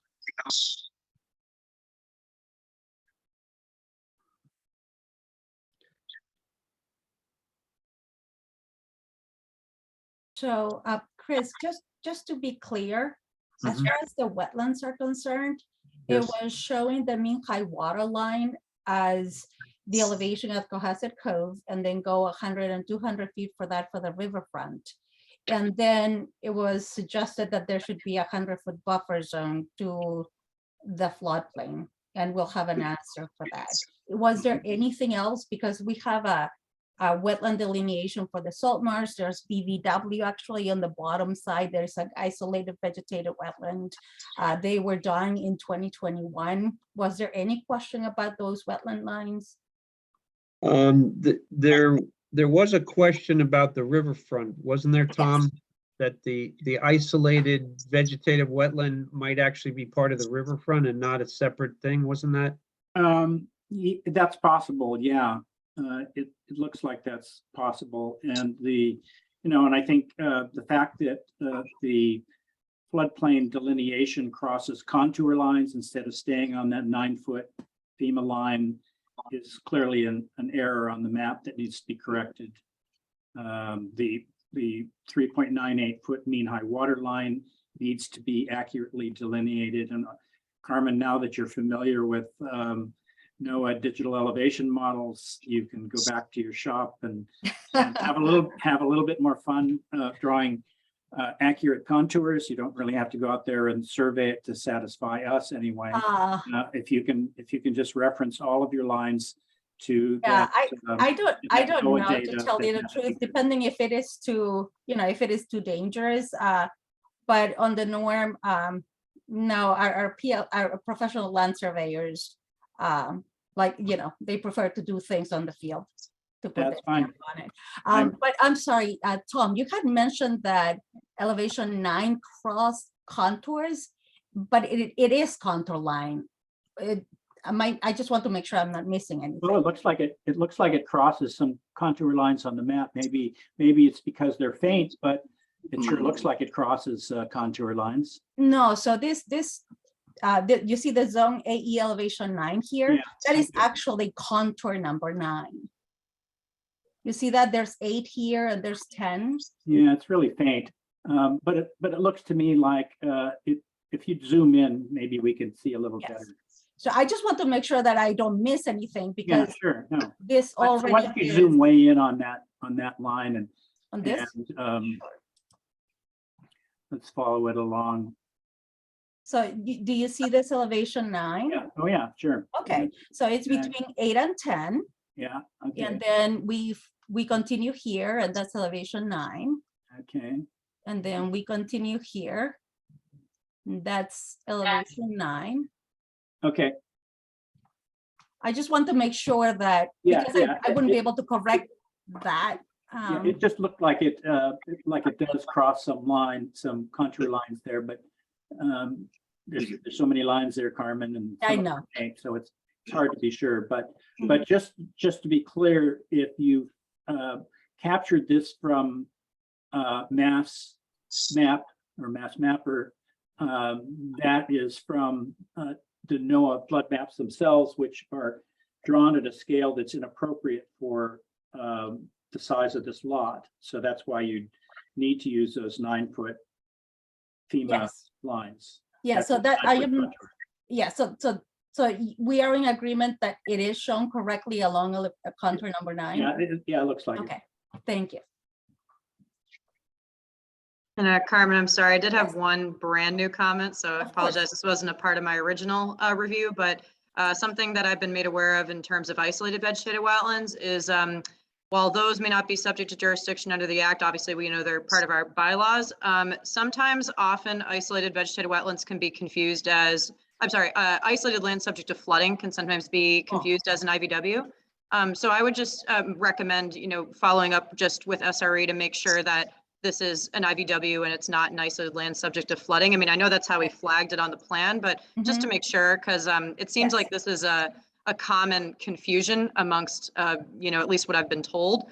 So that is a new development, at least on my end. I'm not sure if you've heard of it differently. But the isolated land subject to flooding would potentially also have a buffer zone as well. Yes. So yeah, Well, that was the last one. So isolated land subject to flooding, there's a minimum volume, Yeah. So we'll check that. Yeah, and I mean, we can maybe from the delineation memo, but that can be a part of a separate submission if needed, but just double checking that too for the existing conditions, at least for the stormwater. Okay. The map that you had looked at or showed the other day, or you referenced, whose map was that? The one that showed the river, Yeah, that's something that I constructed from that FEMA data, okay, so it's FEMA, okay. or sorry, NOAA. Noah, okay. And I just note that when you overlay the boundaries that you can download from Mass Mapper, those do cross contour lines. And so the scale at which they were drawn was at the state, literally at a scale that works for the entire state. And so it's not surprising that they didn't trace that 9-foot contour line. It would have cost a lot of money to draw all these FEMA lines from the digital elevation. So they in general, they're not very accurate. No, they're But not. they do state that the flood zone is at 9 feet. So that means it's appropriate to use that 9-foot NOAA information to define that boundary. That's right. If I may, Mr. Chairman, just a comment on that. Yes. So with DEP's definition of what the 100-year floodplain is, they actually make very clear in the DEP regulations at 10.57 that the line is not the way it's mapped by the FEMA maps, because DEP acknowledges that those maps are very inaccurate. It's all about the profile. So you take the elevation that's set by the profile and then you apply the profile to your actual topography on the site. That's correct. Thank you. Okay.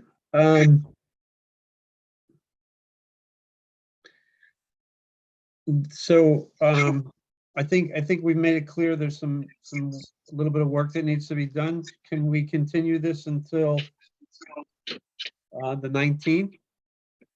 I guess I'd ask a question of Carmen, with the additional information that the commission has asked for. Is it feasible for you to actually get that added to this plan in time to have it submitted to the commission so they can review it before the 19th? So I would have to check with our surveyors if they deem it appropriate to use the NOAA information. I would say yes. So I just don't know survey wise, to do an actual field survey, it's weather dependent. And right now, actually, our surveyor is stuck in Florida. So hopefully we'll get him tomorrow. But in any case, I would say let's try for the 19th. If for some reason, we couldn't, then we would ask for a continuance before the 19th. One If other that's thing. okay. Yeah, Carmen, one other thing. I'm just noticing that the garages and the homes, these are a block of some sort that is being repeated. Are there actual floor plans for these buildings? Yes, for the buildings, yes. And the garages, they're just 24 by 24, two-car garages. Okay. But yes, there are floor plans. Those were submitted. I don't need the floor plan. It seems odd that all three houses would be designed the same way. Mhm. And I'm just, the properties to the north, 80 Black Horse and 70 Black Horse, I mean, Mhm. those were presented with patios and pools and things like that also contribute to runoff. And I just want to, if these are all going to have to come back again, then that's what's going to have to happen. But That's right. Mhm. Yeah, and Carmen, you did acknowledge that there was a landscape plan that was, I believe, is it in the works? Is there a timeline for that? Or I know it's pending. I just didn't know if you had a timeline for it or if the applicant had a timeline for it. So Nino, would you have a timeline for that? how could you have a landscape plan when you don't even have are you talking about site plan as well, or are you talking about planting plan? No, so Charlotte, I think, was asking for a planting plan. Oh, yes. Right.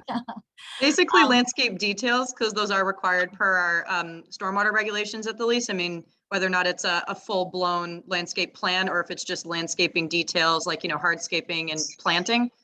It can be added to the site plan or it could be a separate plan. But yeah, just in terms of landscaping details. If it could be something general, for example, landscape and lawn, stormwater wise, they're modeled the same. But I could just show, I assumed everything was lawn. But I mean, things are going to change for the next set of plans. But I can just show something like suggested plantings for landscape and lawn, if that's okay. Once again, yes, like all the footprints are the same. Are they going to be built like that? Who knows? It depends on whoever decides to buy this house versus this house. And any changes whatsoever from what you're seeing here will require, a minimum amendment or a new filing. So I just don't know what the, if this really would warrant that level of effort of Right. actual. So The answer to that, Carmine, is yes. If it's in our regulations, then that's what has to be submitted. Okay, so I don't know, Nino, I don't know if a landscape plan could it be submitted by the 90th, and actually it would be 7 days before that, so it would be by the 12th. Yeah, that's not, I just met with Sean Popovich today. That's not feasible. Okay. Could we present something simple, Carmen, and then? Well, that's what I was asking, but Chris? what's in the regulations and what needs to be presented. Well, I guess question, does it make sense for us to continue this to the 19th and make as much progress as we can with the expectation that there'll be at least this one item that remains for another hearing? Agreed. Why don't we just continue it to the 19th? You can check with landscape architect and see if you can meet the requirements. I mean, as Okay. much, yeah. So let's continue to the 19th. Okay. Very good. Thank you. All right, folks. Thank you very much. Thank you. Appreciate your Thank you very much. Have a good night. service. Thank you. Take care, Matt. Charlotte, is there anything in the certificate of compliance, right? Not occupancy. Sorry, yes, yeah. Certificates of compliance, and then it's weird completion for stormwater permit. We have two different acronyms. COC Okay. though. So, is Alex needed for those? Are there questions that you need to raise with him? Sorry, Chris, we couldn't hear you. What was Oh, your I'm question? sorry. I said, does Alex need to stay for the certificates of compliance, or are there questions you have for him? It's a good question. None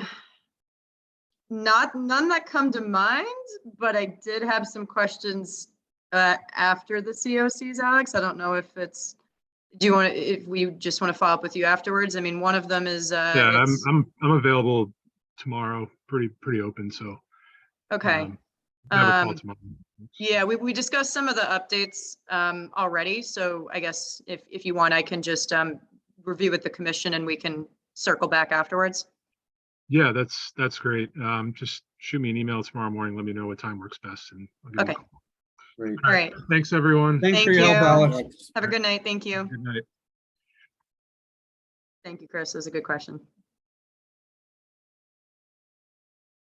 Okay. Certificates of, Oh, sorry, that is a typo. It's supposed to say compliance. I apologize. That's all right. I didn't see that. So- So for the first one, 589, 595 Jerusalem Road, which is NOI 2118.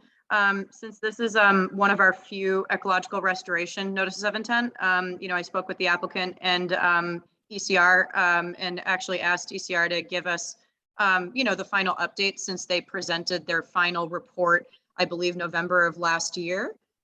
So, given this is a unique type of NOI, that we don't see normally, that's why we kind of worked with the applicant and ECR to give us the final updates. And Cameron has submitted essentially an as-built of the final status of the plantings. And Cameron, would you be able to share that with us and share your screen if you need to?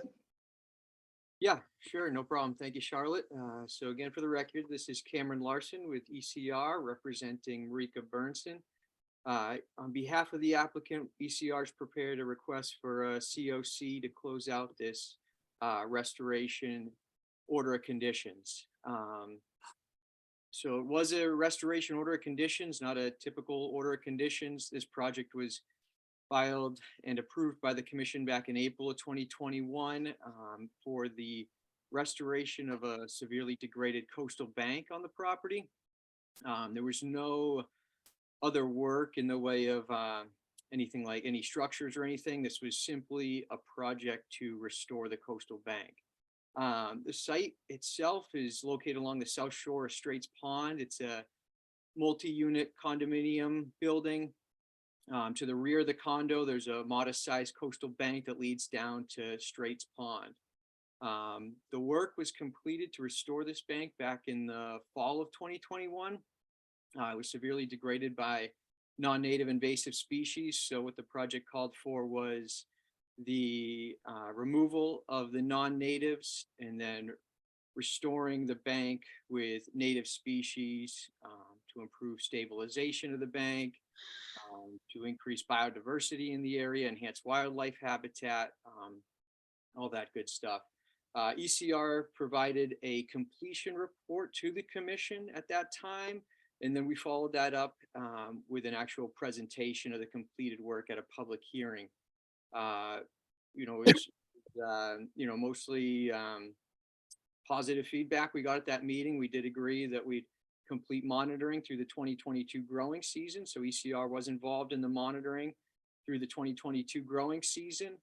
I do need to point out that Ms. Bernson was extremely diligent with her monitoring of the site. She's very committed to this coastal bank restoration project.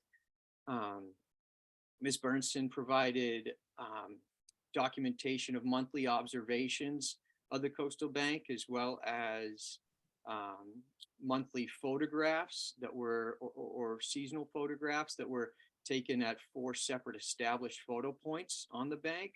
These were all compiled into a public Google Drive that the commission and staff have access to.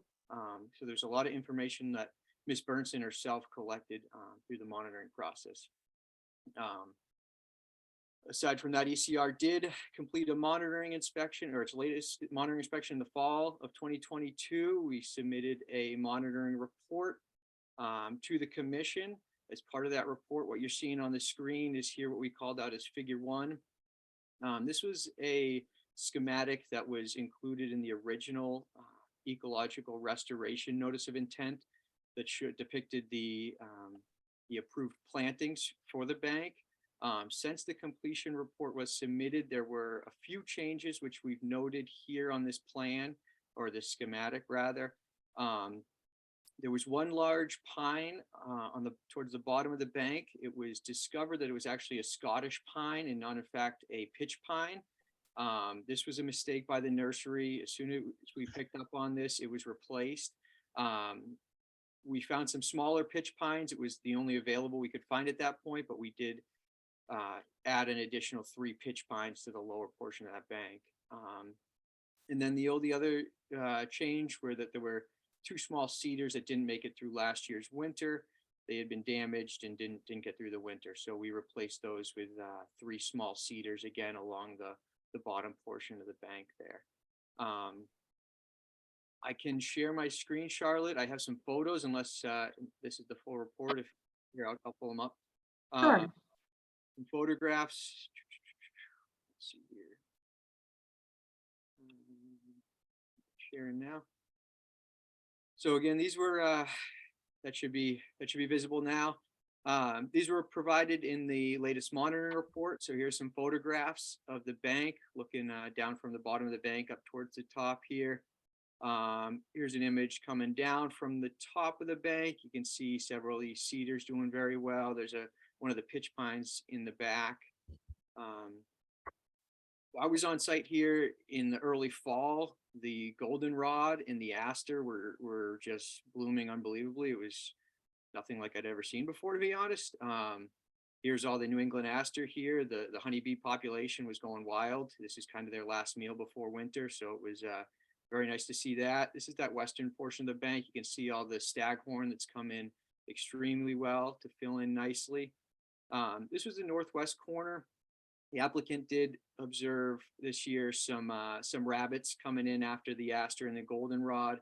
So late in the fall, she did add some additional small goldenrod in this area. It'll be likely that she'll add some natives, herbaceous stuff in the future. We don't expect that there'll be, we expect that those perennials will come back. The rabbit damage is kind of inevitable. And then finally, just another picture of some of these were the little blue stem plugs that really took off really nice. These started as 2-inch plugs in the fall of 2021, and it just really come in nicely to stabilize the area. With that, there were a handful of special conditions. We understand that, the commission may be interested in, keeping those as perpetual. I don't have them right in front of me, but of course, we won't be removing any of the native species on the bank. I think one of the conditions was no pesticide or herbicide. We're fine with that. We'd be happy to commit to that. So with that, I'll just say that, ECR wasn't involved with the design of this project. We came in for the monitoring part of it. I got to say that it's not too often where you see a property owner that's this invested and this committed to a restoration project like that. I have to say that you're very fortunate to have a resident like this in town. I really expect that Ms. Bernstein will, continue to maintain this bank, and she's done a really good job with it up to this point. We have no further recommendations, and tonight we're seeking a a certificate of compliance to be issued by the commission. So if you have any questions, I'd be happy to address those. Cameron, let me ask you a question on the survivability during the drought. Last summer was particularly dry. I think one of the concerns of the commission going back, 2 or 3 years on this project was during drought conditions without extra water, what would be the survivability rate of some of the plants you put in? Did you have to water it or did she have to water it in order to get it through the difficulty last summer? I believe there was some temporary irrigation that she Yeah. used, but these are all native species. These are the most resilient plants that you'll find. That's why Sure, we I understand. use them in areas like this. So they're all native species. They're species that tolerate the coastal environment. So this is the best of the best that'll be there for drought tolerance. Well, I must say, Sorry. let me just finish. I must say, after what, 2 years, I think, on this project, it's been a remarkable success visually. I think we all were rather skeptical given the difficulty of the environment, this situation with the stone and the slope and the poor soil. And we had some doubts as to how many of the plants were going to make it. But it looks like you have certainly rung up a success here. Well done to you and also to, was it Marika? Is that her name, I think? Marika? Marika, yes, correct. Marika. Yeah, no, and I agree. And I truly attribute a lot of that success directly to her. She's Yeah. done a fantastic job with it. Yeah, good. Eric, here in North Cohasset, we were under no water restrictions since I think it started about August 1st, where you couldn't water at all. And before that, it was hand watering only. So yeah. I mean, it was pretty rugged trying to keep anything alive here. And so Job if well she was done. watering, she was cheating in August, but the results look really great. Tell me, there were substantial stands of very well-established black locust. Any sign that those are coming back, or have you any, do you see that as a long-term solution that you've achieved? Because they're really hard to get rid of. Yeah, I agree. I think it's been very good what she's been able to do so far. She's simply staying on top of it. She's out there on a weekly basis, keeping an eye on that bank and hand pulling any of the locust stems that, come Yeah, up. yeah. It'll Yeah. be something that she'll continue to do, but at this point she's done very well. Okay, well done. Cameron, so as you know, I just had 2 questions just based off of the original approved plan. So the original plan that was issued with the order conditions had 30 Seaside goldenrod, and then the figure 1 only showed 10 that that ended up being planted. I know they were mentioned in your previous reports, and then as you know, there was also 10 additional staghorn sumac and 40 New England aster that were also removed. So can you just kind of clarify that based on your last report as to whether or not those should still be installed per the original plan? I know you specified it in your November 2021 report that was presented to the commission, but based on your final analysis of the final status of the plantings that are there now, what is your professional opinion about that as to whether or not those should be added? Sure. So that was, you are correct. Some of the plants were omitted at the time of installation. That was all documented in the completion report that was submitted. So those numbers were submitted and reviewed. The decision, just to remind the commission behind omitting some of those plantings, was at the time that the invasives were removed, there was an abundance of native growth that actually revegetated on its own, which included a lot of that aster that you see in those photos, as well as the goldenrod. At this point, I wouldn't recommend, overcrowding that area. There's a lot of plants in that area at this point. They're going to need some room to grow. You need to maintain air circulation among those plants to prevent, pests and things like that. I think Marika will continue to, add some additional things, small things here and there. Of course, native species that have been approved where needed, if you know, if needed. So at this point, no, I don't recommend any additional plantings.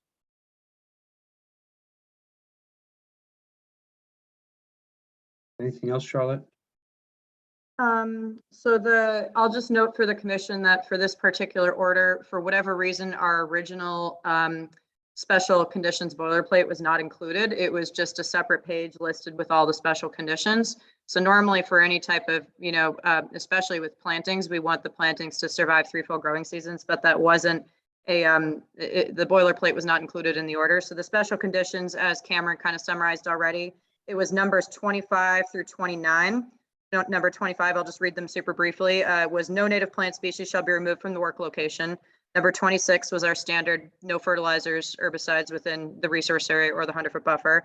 Number 27 was about erosion control, about the no erosion shall occur on the site. We wanted geotextiles, jute mats, any other suitable materials to secure bare soils. I didn't know if the commission, if they were to entertain a COC, I don't know if we still want to keep that condition as an ongoing one. And then the last 2 were the invasive plant species shall continue to be removed from the work area throughout the life of the order, and that all work within the area must be performed by hand. So those were the special conditions that were issued with this restoration order conditions. And if we wanted to, we could do all of them, we could do some of them, but it depends on the preference here if we wanted to issue a COC. We have to decide on that now.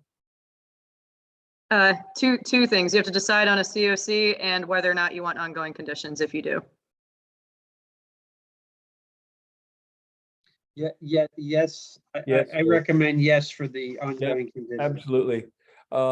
Charlotte, as far as the 3 years, survivability, I can remember at our discussions discussing that. That must have been a human error, that it was left out, typo, or you know, some page got left in the copying machine. Yeah, I'm not sure why. Normally, but we discussed that, and we made it very clear that was a requirement we wanted. I guess it's too late to add it. yeah, I can pull up the restoration order conditions, but for some reason it was just this one page. Hold on, let me just double check to make sure I'm not going crazy, but I don't know what happened here, I guess, with the order. It may have been, like you said, human error. Let me just make sure I'm not making it up. Yeah, so here, I'll share my screen just to, but yeah, for whatever reason, the previous agent did not put in our standard boilerplate, and it was just this page. So this is, you know, the order conditions form, and then usually our conditions are at the end, but it was just this page. Oh, I'm sorry, there was another special condition, but this was the report that was provided last year to the commission. Granted, it was just a little late, but they did comply with this condition by submitting a report last year. Well, obviously that the boilerplate should have been there. Yep, definitely. So I'll make a motion to issue a certificate of compliance with the orders to stay in place. Yes. Second. Having a motion and a second, we'll take a roll call vote. Will Ashton, Will Ashton, aye. Tom Bell, Tom Bell, aye. Eric Eisenhower, Enthusiastically, aye. Chris McIntyre, Chris McIntyre, aye. Chris McFarland, aye. That vote passes 5-0-0. Thank you. Thank you very much, Commission. Have a good night. Okay, certificate of compliance number 2 for 34 Bancroft Street and stormwater permit 21-27, Charlotte. All right, so I'm going to start with 135 Nichols. So this was a 2019 order of conditions and stormwater permit. So I'll just share the, oh geez. Well, as I'm talking, so this one, in terms of the deviations, while I pull up the plan, there were just a couple. I'm sorry, I'm being slow tonight.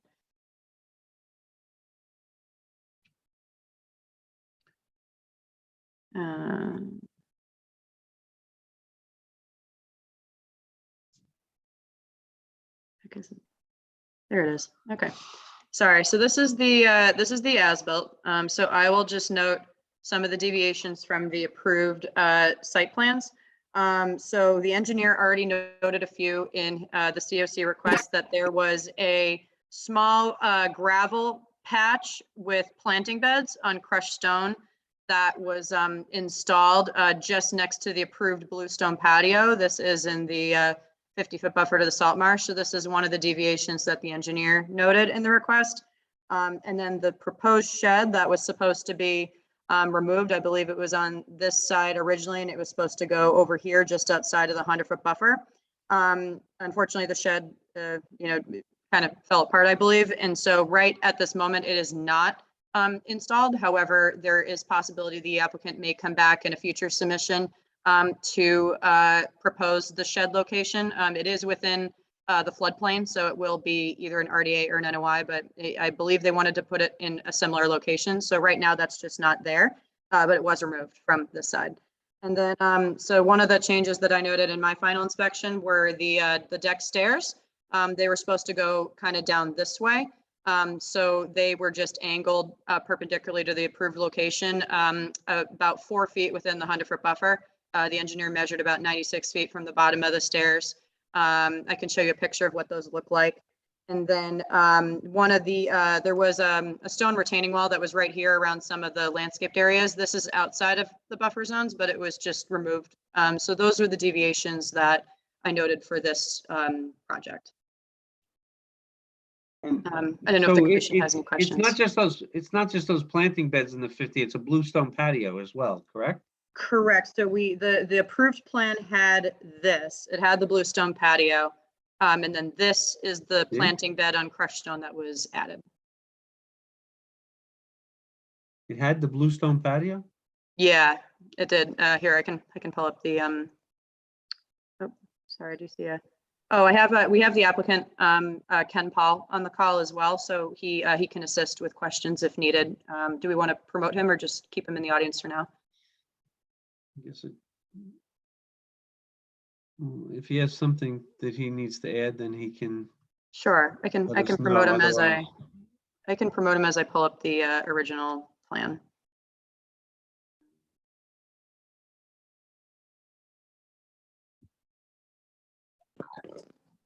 Hello. Hi, Ken. I don't think I have anything to add, just if I can help in any way. Okay, thank you. So yeah, this is the original plan. So the bluestone patio was in this design, at least for 2019. And then the stairs that I noted, they were going to go this way, but then they were just redirected this way about 4 feet into the 100-foot buffer to the salt marsh. And then the shed here, this is where the proposed shed was going to go, but it was taken out here. And then it was supposed to go here, but right now it's not there. It may come back to us in the future in another submission. Yeah, actually, I take that back. I will make one comment, Charlotte. Okay. The shed that was supposed to go there was one that was existing on the property before, and we tried to lift it up and move it over there, and it fell apart. So our desire is still to put one there, but we'll have to come back and revisit this with the committee, I think. Yes, yeah. If these permits are closed out, especially the notice of intent, because some of the looks like the little entrance here is in the 100-foot buffer, and then this is in the floodplain. So yes, it would need to come back if this permit's closed out. Yep. Did any other commissioners have questions on my list of deviations reports? I can pull up photos if you guys want to see it, or No. Next. Okay. Did the commission want to issue, if a COC is granted, did we want to issue our standard ongoing conditions for no herbicides, pesticides, et cetera? Yes. And then, Yes.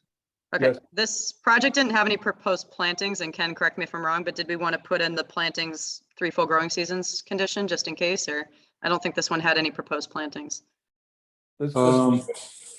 For where? So with any notice of intent or stormwater permit, sometimes there's landscaping stuff. I didn't see a landscaping plan here. I didn't see any proposed trees or things like that. So I don't know if you planted anything with this project. It's not really evident on the site plan. Yes, we have a separate planting You do? plan Okay. that, but it's all been installed already for what you saw. Okay. Yeah, that's weird. It wasn't listed in the order and it's not in our file, but I don't believe anything, nothing new that I'm aware of went into the backside, like the floodplain area. It was mostly mhm, all along there is some on the back of the terrace. And mhm. that was the only new planting done really in the back. Okay. I can send you that planting plan if that would be of any help. Sure, that'd be great. Sorry, it wasn't listed in the order and it wasn't in our files, but I guess did the commission, if we were to issue a COC, want to do number 40 and number 41, which is no herbicides and Yes. full growing seasons? Absolutely. Yes, I'll make a motion to issue a COC with those conditions. Do we want to do that for stormwater and for order of conditions? This Yes, has two please. permits. Okay. Yes. Do I have a second? Second. Having a motion and a second, we'll take a roll call. Will Ashton, Will Ashton, aye. Tom Bell, Tom Bell, aye. Eric Eisenhower, Eric Eisner, aye. Chris McIntyre, Chris McIntyre, aye. Chris McFarland, aye. That vote passes 5-0. Okay. Thank you. Thank Ken. you. Thank Now you. 34 Bancroft Street. All right, thank you. Sorry, there's people calling in for these. That's why I'm kind of going in order of who's calling in. Okay, so the last one, 34 Bancroft, this is just a stormwater permit 21-27. So I'm just gonna go straight to the as-built and read my, my deviations. I have the original site plan too that I can pull up as well. So, here's. So the engineer did note a few of the deviations already in the request, so I will read those first. Instead of a rear bulkhead, which was supposed to be installed here, a walkout was constructed, which is right here, which required less fill and a less steep slope in the rear yard. So zooming into the grading here was changed in the rear area of this property, along with a concrete stone retaining wall that was added right here, along with plantings. So the original design had a bulkhead right here with some proposed grading pretty much all around this, southern side of the property. And so due to the change in grade from this change right here, the engineer noted that an additional subsurface infiltration system was added right here. And it was constructed on the southerly portion to ensure all roof leaders you can see the connections here on the as-built were directed to this system. So that was one of the changes that was noted by the engineer. Looking at the site, it's, it is different from what we approved. And then the shed and the rear yard was not constructed, which the engineer also noted. And then the patio in the rear yard, I believe this one here, was reduced in size. So those are the changes noted by the engineer. And then I noticed obviously a couple others in my inspection. And I'll just say that for all of these changes, I did recommend that the engineer redo the calculations. The engineer is Brendan Sullivan. He did do some quick numbers, installing outlets at the top of the system. Oh, hold on, I'll read that later. But basically he did rerun some of the numbers here. So I requested to see some size dimensions here. The engineer confirmed that the infiltration systems that were approved, there were two, one here on the eastern side of the property and one here on the northwestern side. So he did confirm those were built per plan. But he wants to confirm the system here. And then some of the other deviations were the proposed grading in the rear yard that I kind of previously mentioned. There was supposed to be a lot of grading along here. This was pretty much not done and the existing grade was kept in this area. And he said the engineer clarified this change would not increase runoff. It was always proposed to be lawn, lesser slope would decrease velocity of the runoff. The concrete retaining wall, I've already noted that here. He said same thing in terms of runoff. Some of the things that we did note on site, I did walk this site with the engineer due to some of the stormwater deviations. There's supposed to be a splash pad on this eastern system coming down here.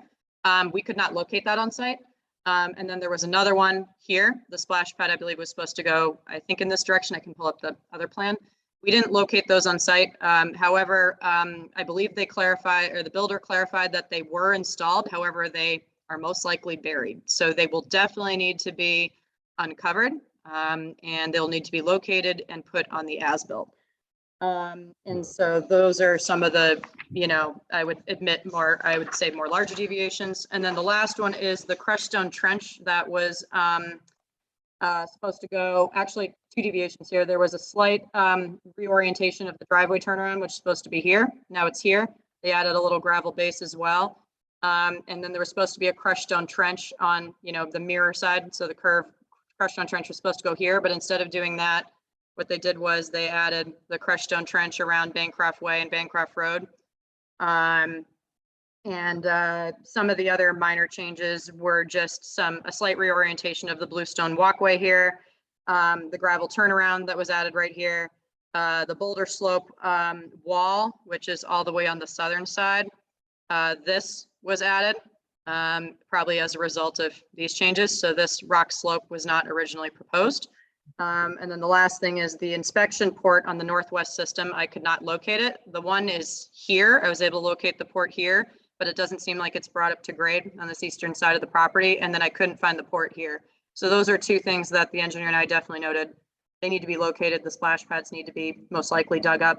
And we do need to regrade regrade this area, Loman seed here. And then this area was mostly seeded, but the major stormwater changes, I think, yeah, so those are just what I wanted to note. Did the commission have any additional questions about the plan? Did you say there was one more infiltration area next to that retaining wall? Correct. So these were the 2 that were originally permitted. And then due to this change in grade and not putting in the bulkhead here and putting in the retaining wall, they added this smaller additional system right here. Oh, you didn't say there was one down on the next where it says lawn?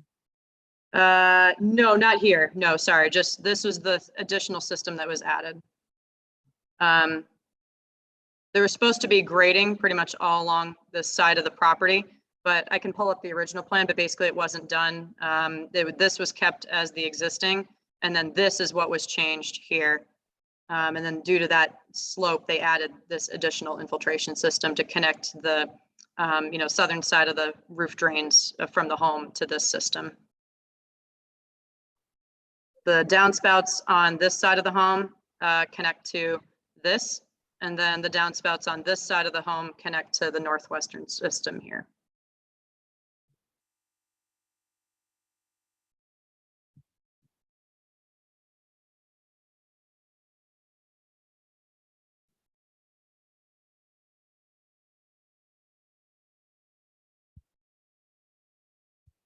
I can pull up the original plan just to show you comparison. Seems like a lot of changes. Yes.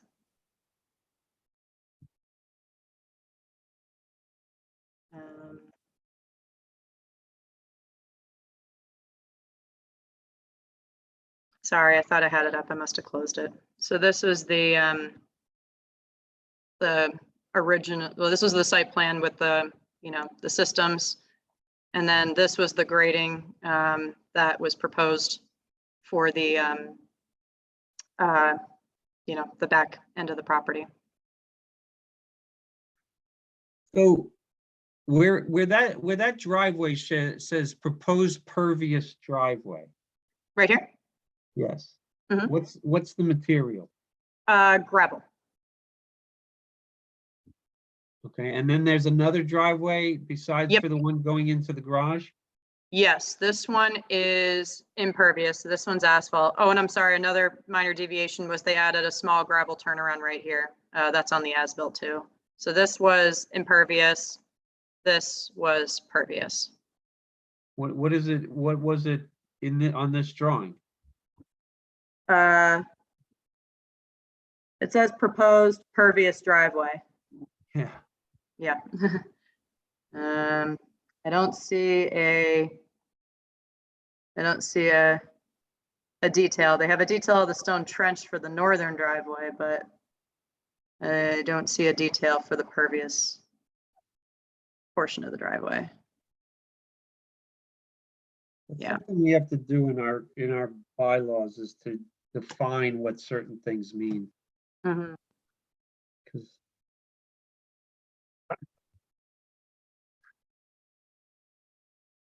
And then these are the splash pads I was talking about. We could not locate these.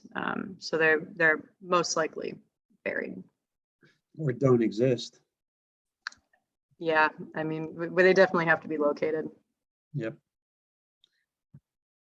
So I suggest we hold off on this. I think you have to get the rest of the information. Mhm. I don't, I think you have to ask him to run those numbers, not just back of the napkin, but I think he Okay. needs to provide them. I mean, Okay. there's a lot of changes here. He went from what he's calling two pervious driveways to 3 driveways, one of which is not pervious. So Mhm. it seems like a big change. And you know, he's got to find out whether or not they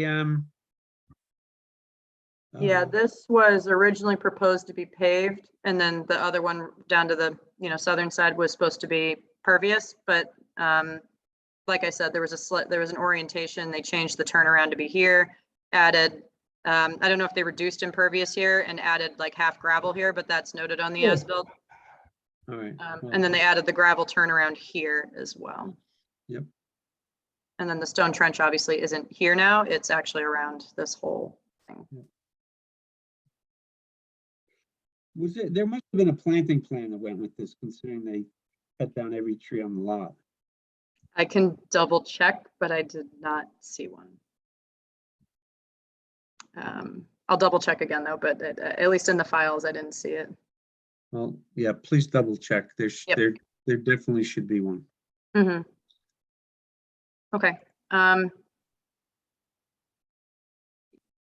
Sounds like we want to at least deny it for now until we get an updated as-built. Yes. Do we want to vote on that? Do we need, no. No, okay.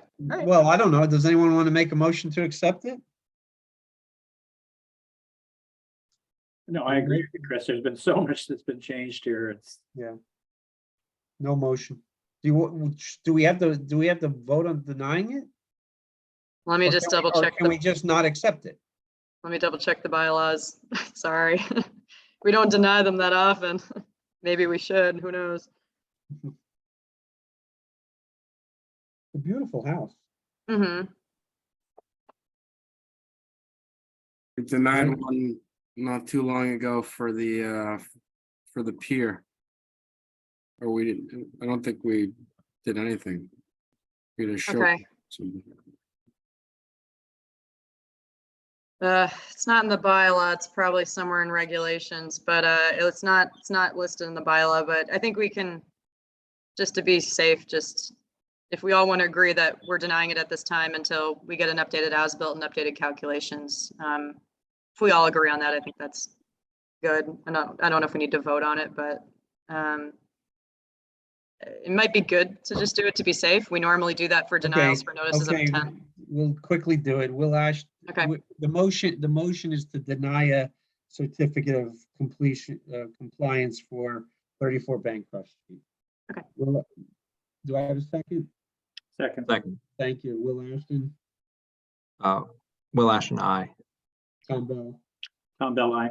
Eric Eisenhower, I wouldn't dare say no. Aye. Chris McIntyre, Chris McIntyre, aye. Chris McFarland, aye. That vote is confirmed to have been denied. Thank you. Yep, I'll let the engineer know as well, just that we need we need more information. All right. Well, Updated as-built. you got, it's 10:13. You have 2 minutes to go through the rest of your stuff. Gotta pick up the speed, Charlotte. All right, well, since I only have 2 minutes, I'm actually gonna skip construction updates and I'm happy to share those at the next meeting. 10 Parker Ave, I'm happy to skip. But the order conditions, special boilerplate. I saw Kathy had a comment. Did anyone see my edits? Do you guys have any suggestions? Do we want to just table that for next time? Next time. I haven't taken a look at it. Okay, that's fine.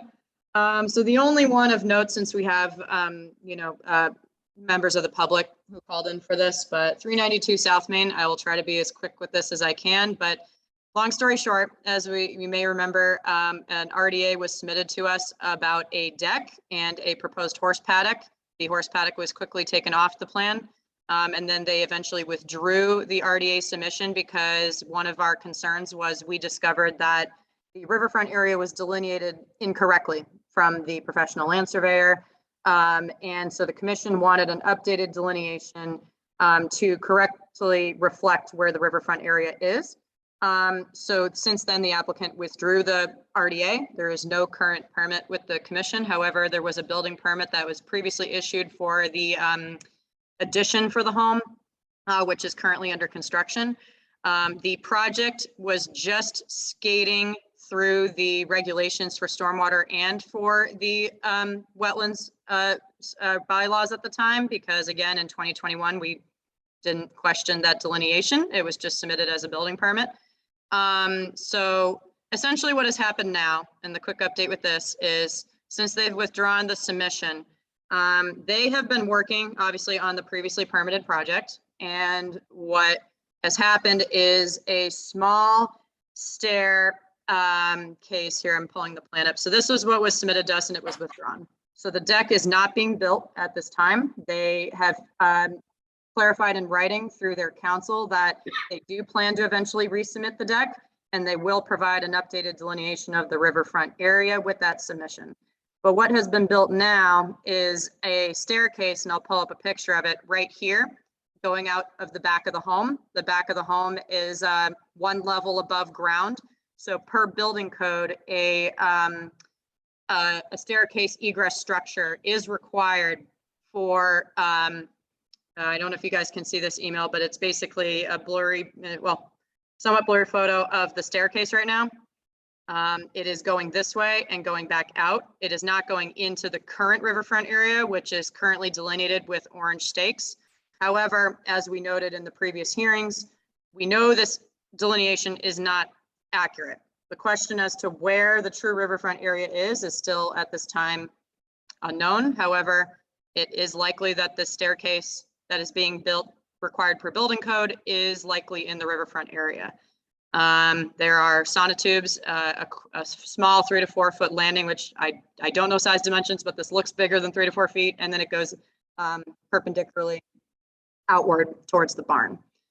So my question to the commission is, I've spoken to council about this.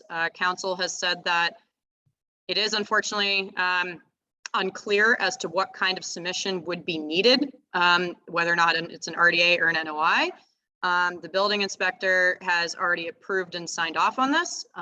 As I was informed, some structure may have been needed to finish for their occupancy permit, but I did not know what this would look like. So my question to the commission is, how would you like to proceed? Because the previous discussions I had with the applicant was that they were not planning to do the deck. They will come, they said they would come back. I don't know a timeline, but they have tried their best to stay obviously outside of the current delineation.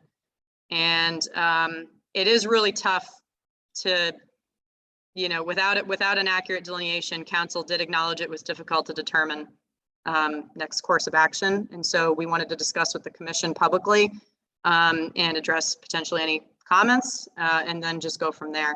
But it is definitely an ongoing issue right now. So Charlotte, those are not stairs, that's a deck. Yeah, that's what it looks like. Yeah, so. I was told it was some sort of egress.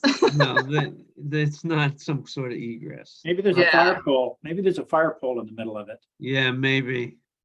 I mean, this is what I was told. Well, yeah. It's not the case. The applicant has definitely tried their best to stay outside of jurisdiction, but like I said, this line is incorrect. So it is a back and forth thing right now. With Why can't we require a new delineation? We definitely can.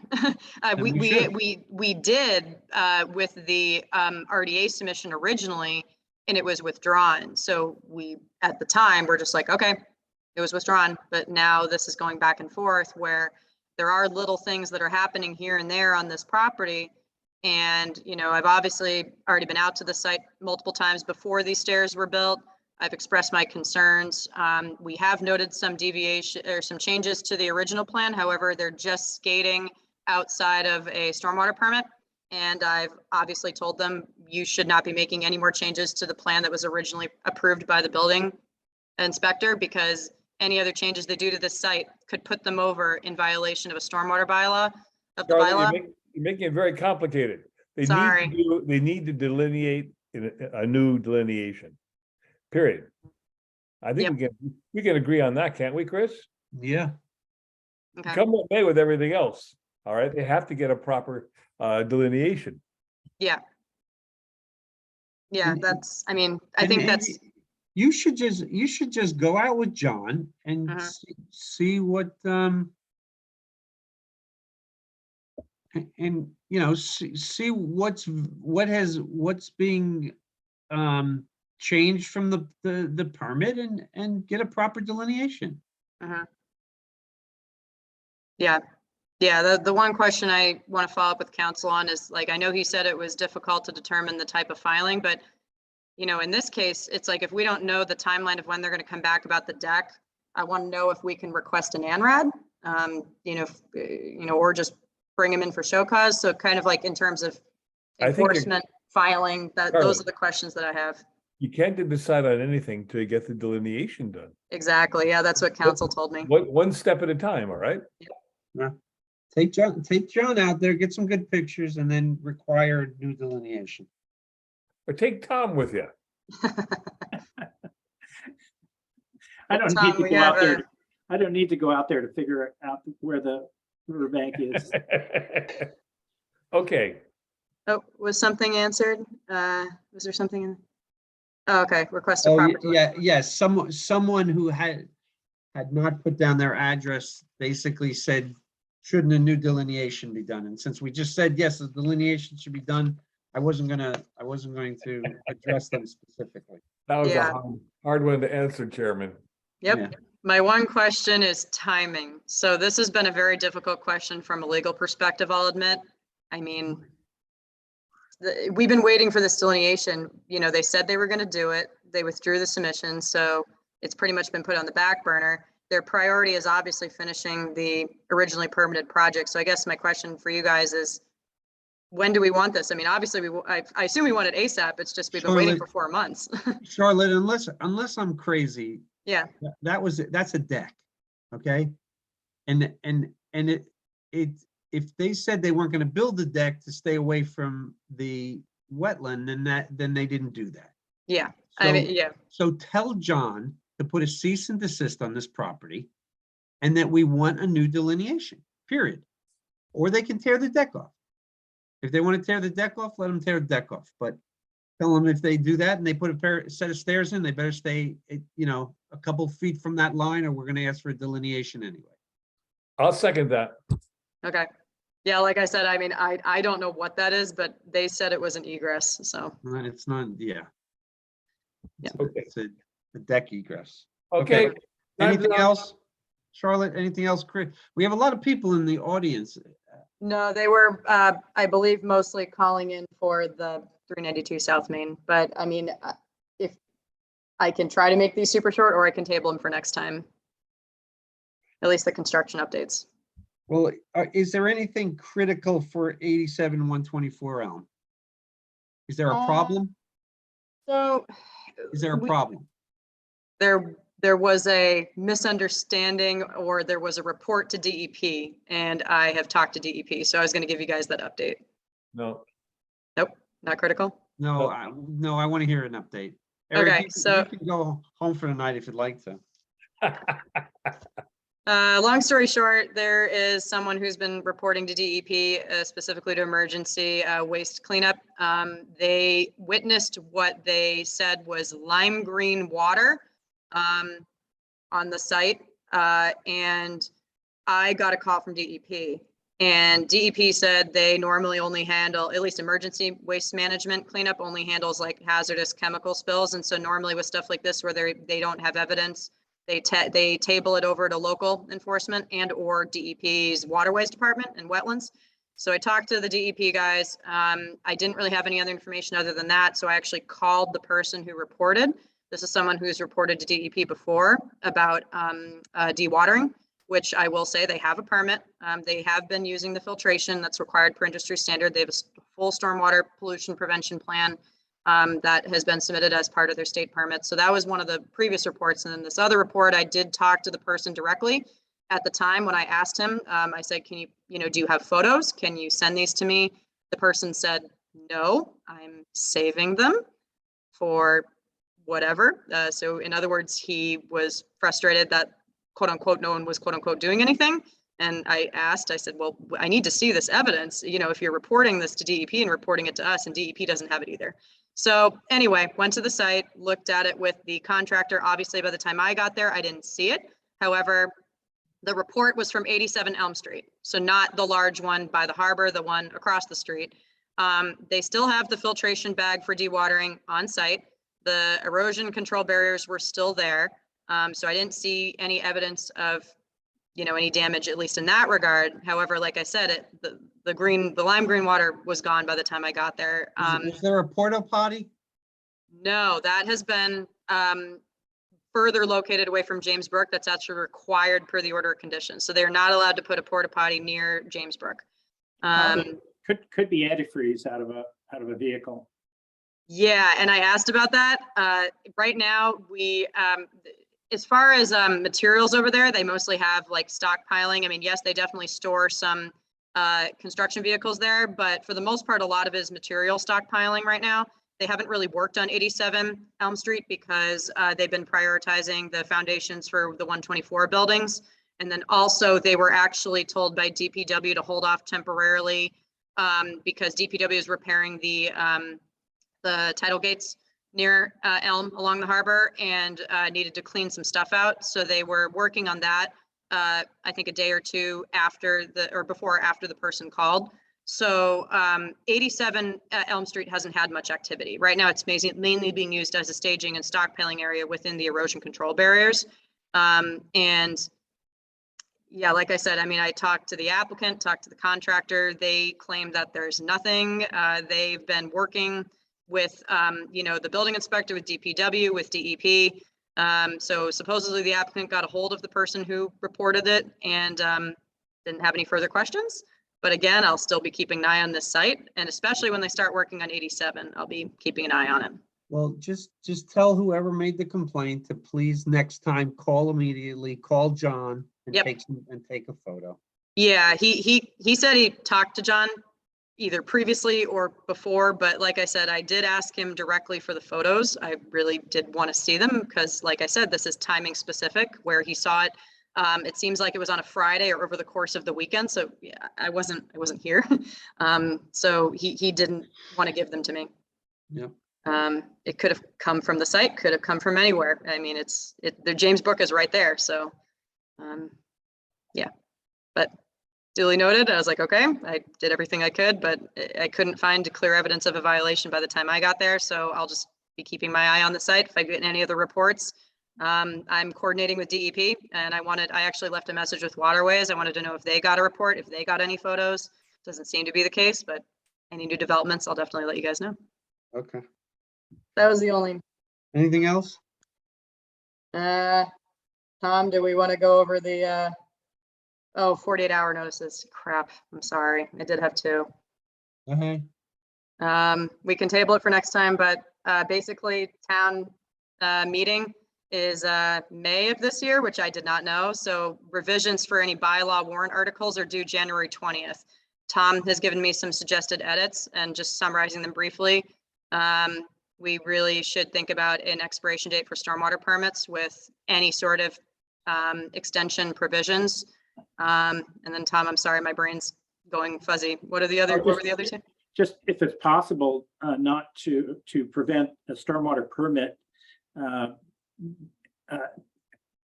it would expire if somebody sold the property before anything was built. Mm-hmm.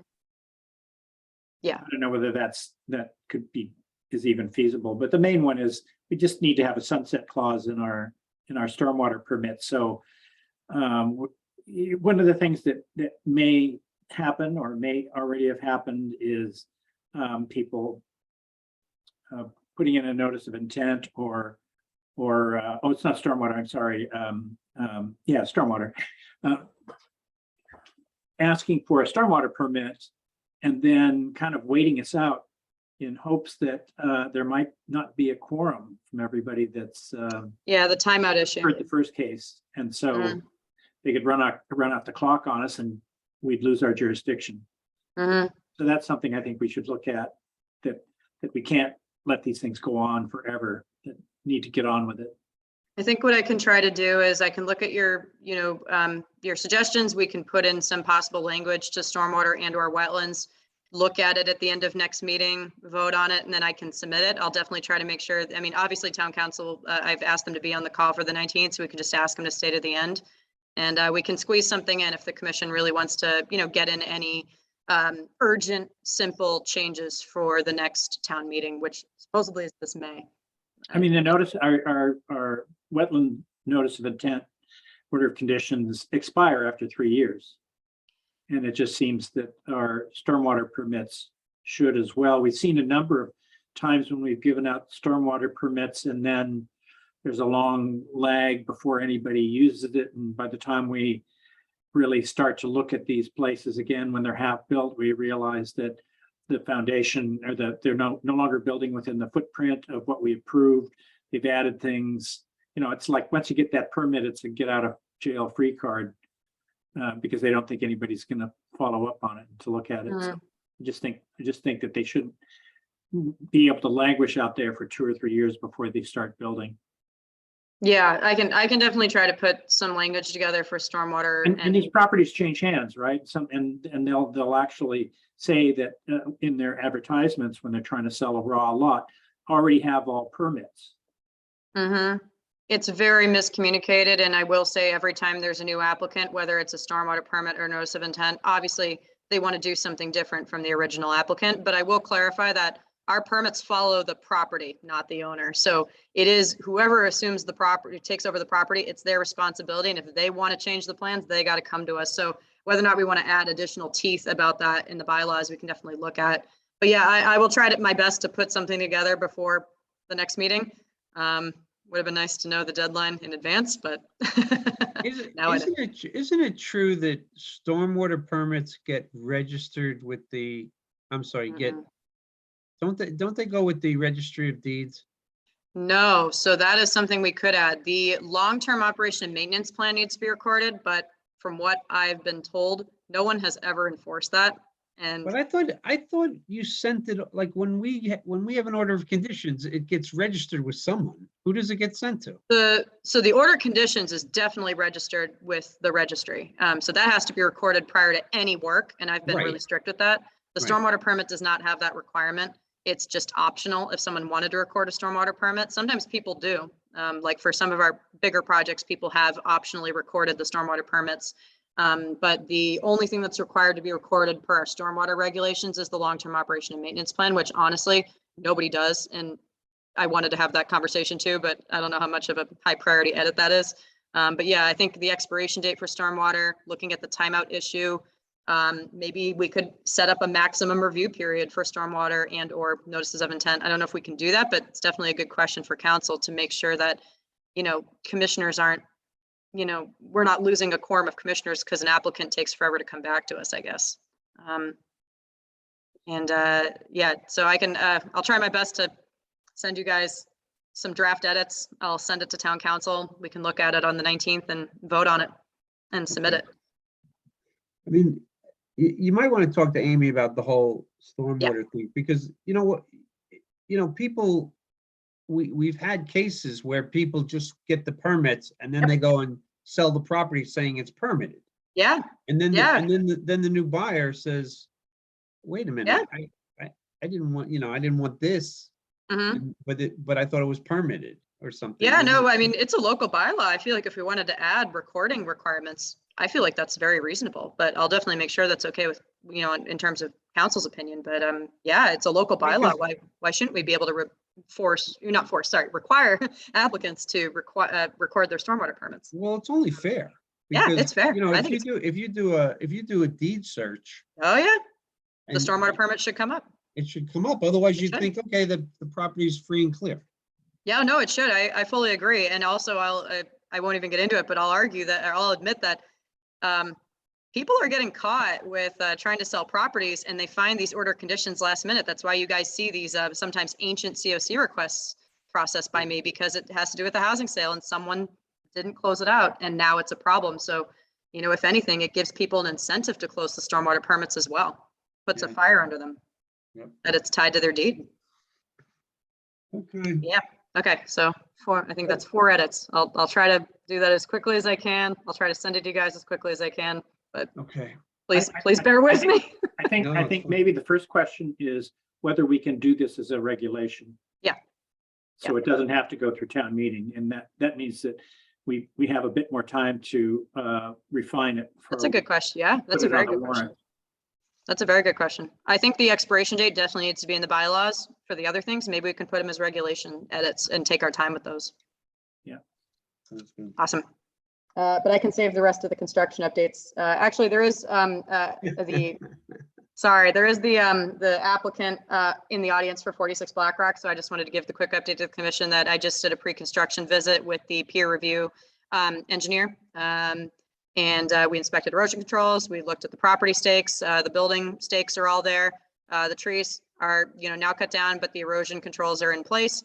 They're ready to begin construction. They have a building permit. And the next required inspection for our special conditions is the bottom of the infiltration, chamber pits, basically. So we'll be, once that's done, the applicant will call me and we'll set up another visit and inspection with the peer review engineer. So they're definitely complying with the special conditions so far. Okay. Thank you, Paul. Sorry. So I just saw you in the audience.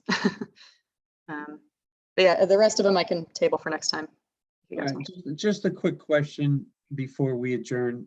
Have you been out to property, and I don't remember the address, it sits behind the one on Whitehead?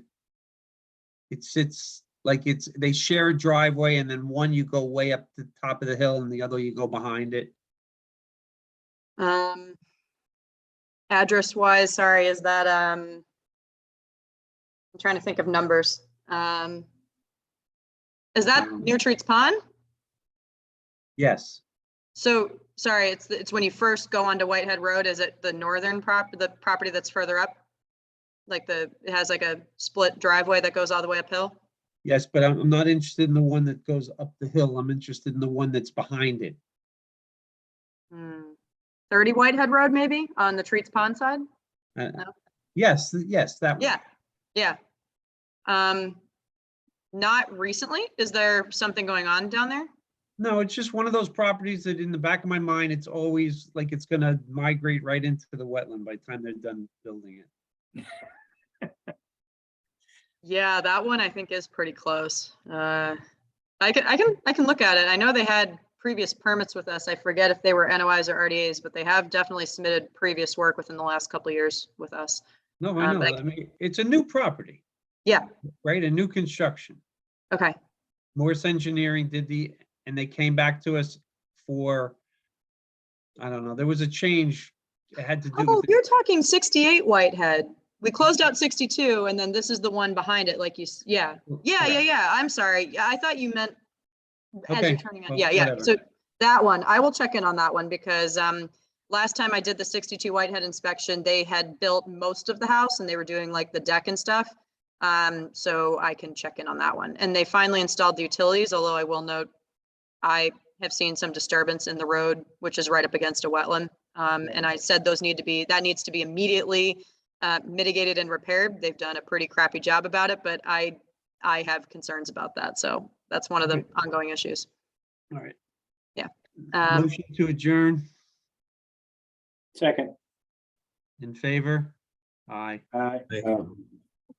Thanks, everyone. Thanks, guys. Have a good night. Good See ya. night.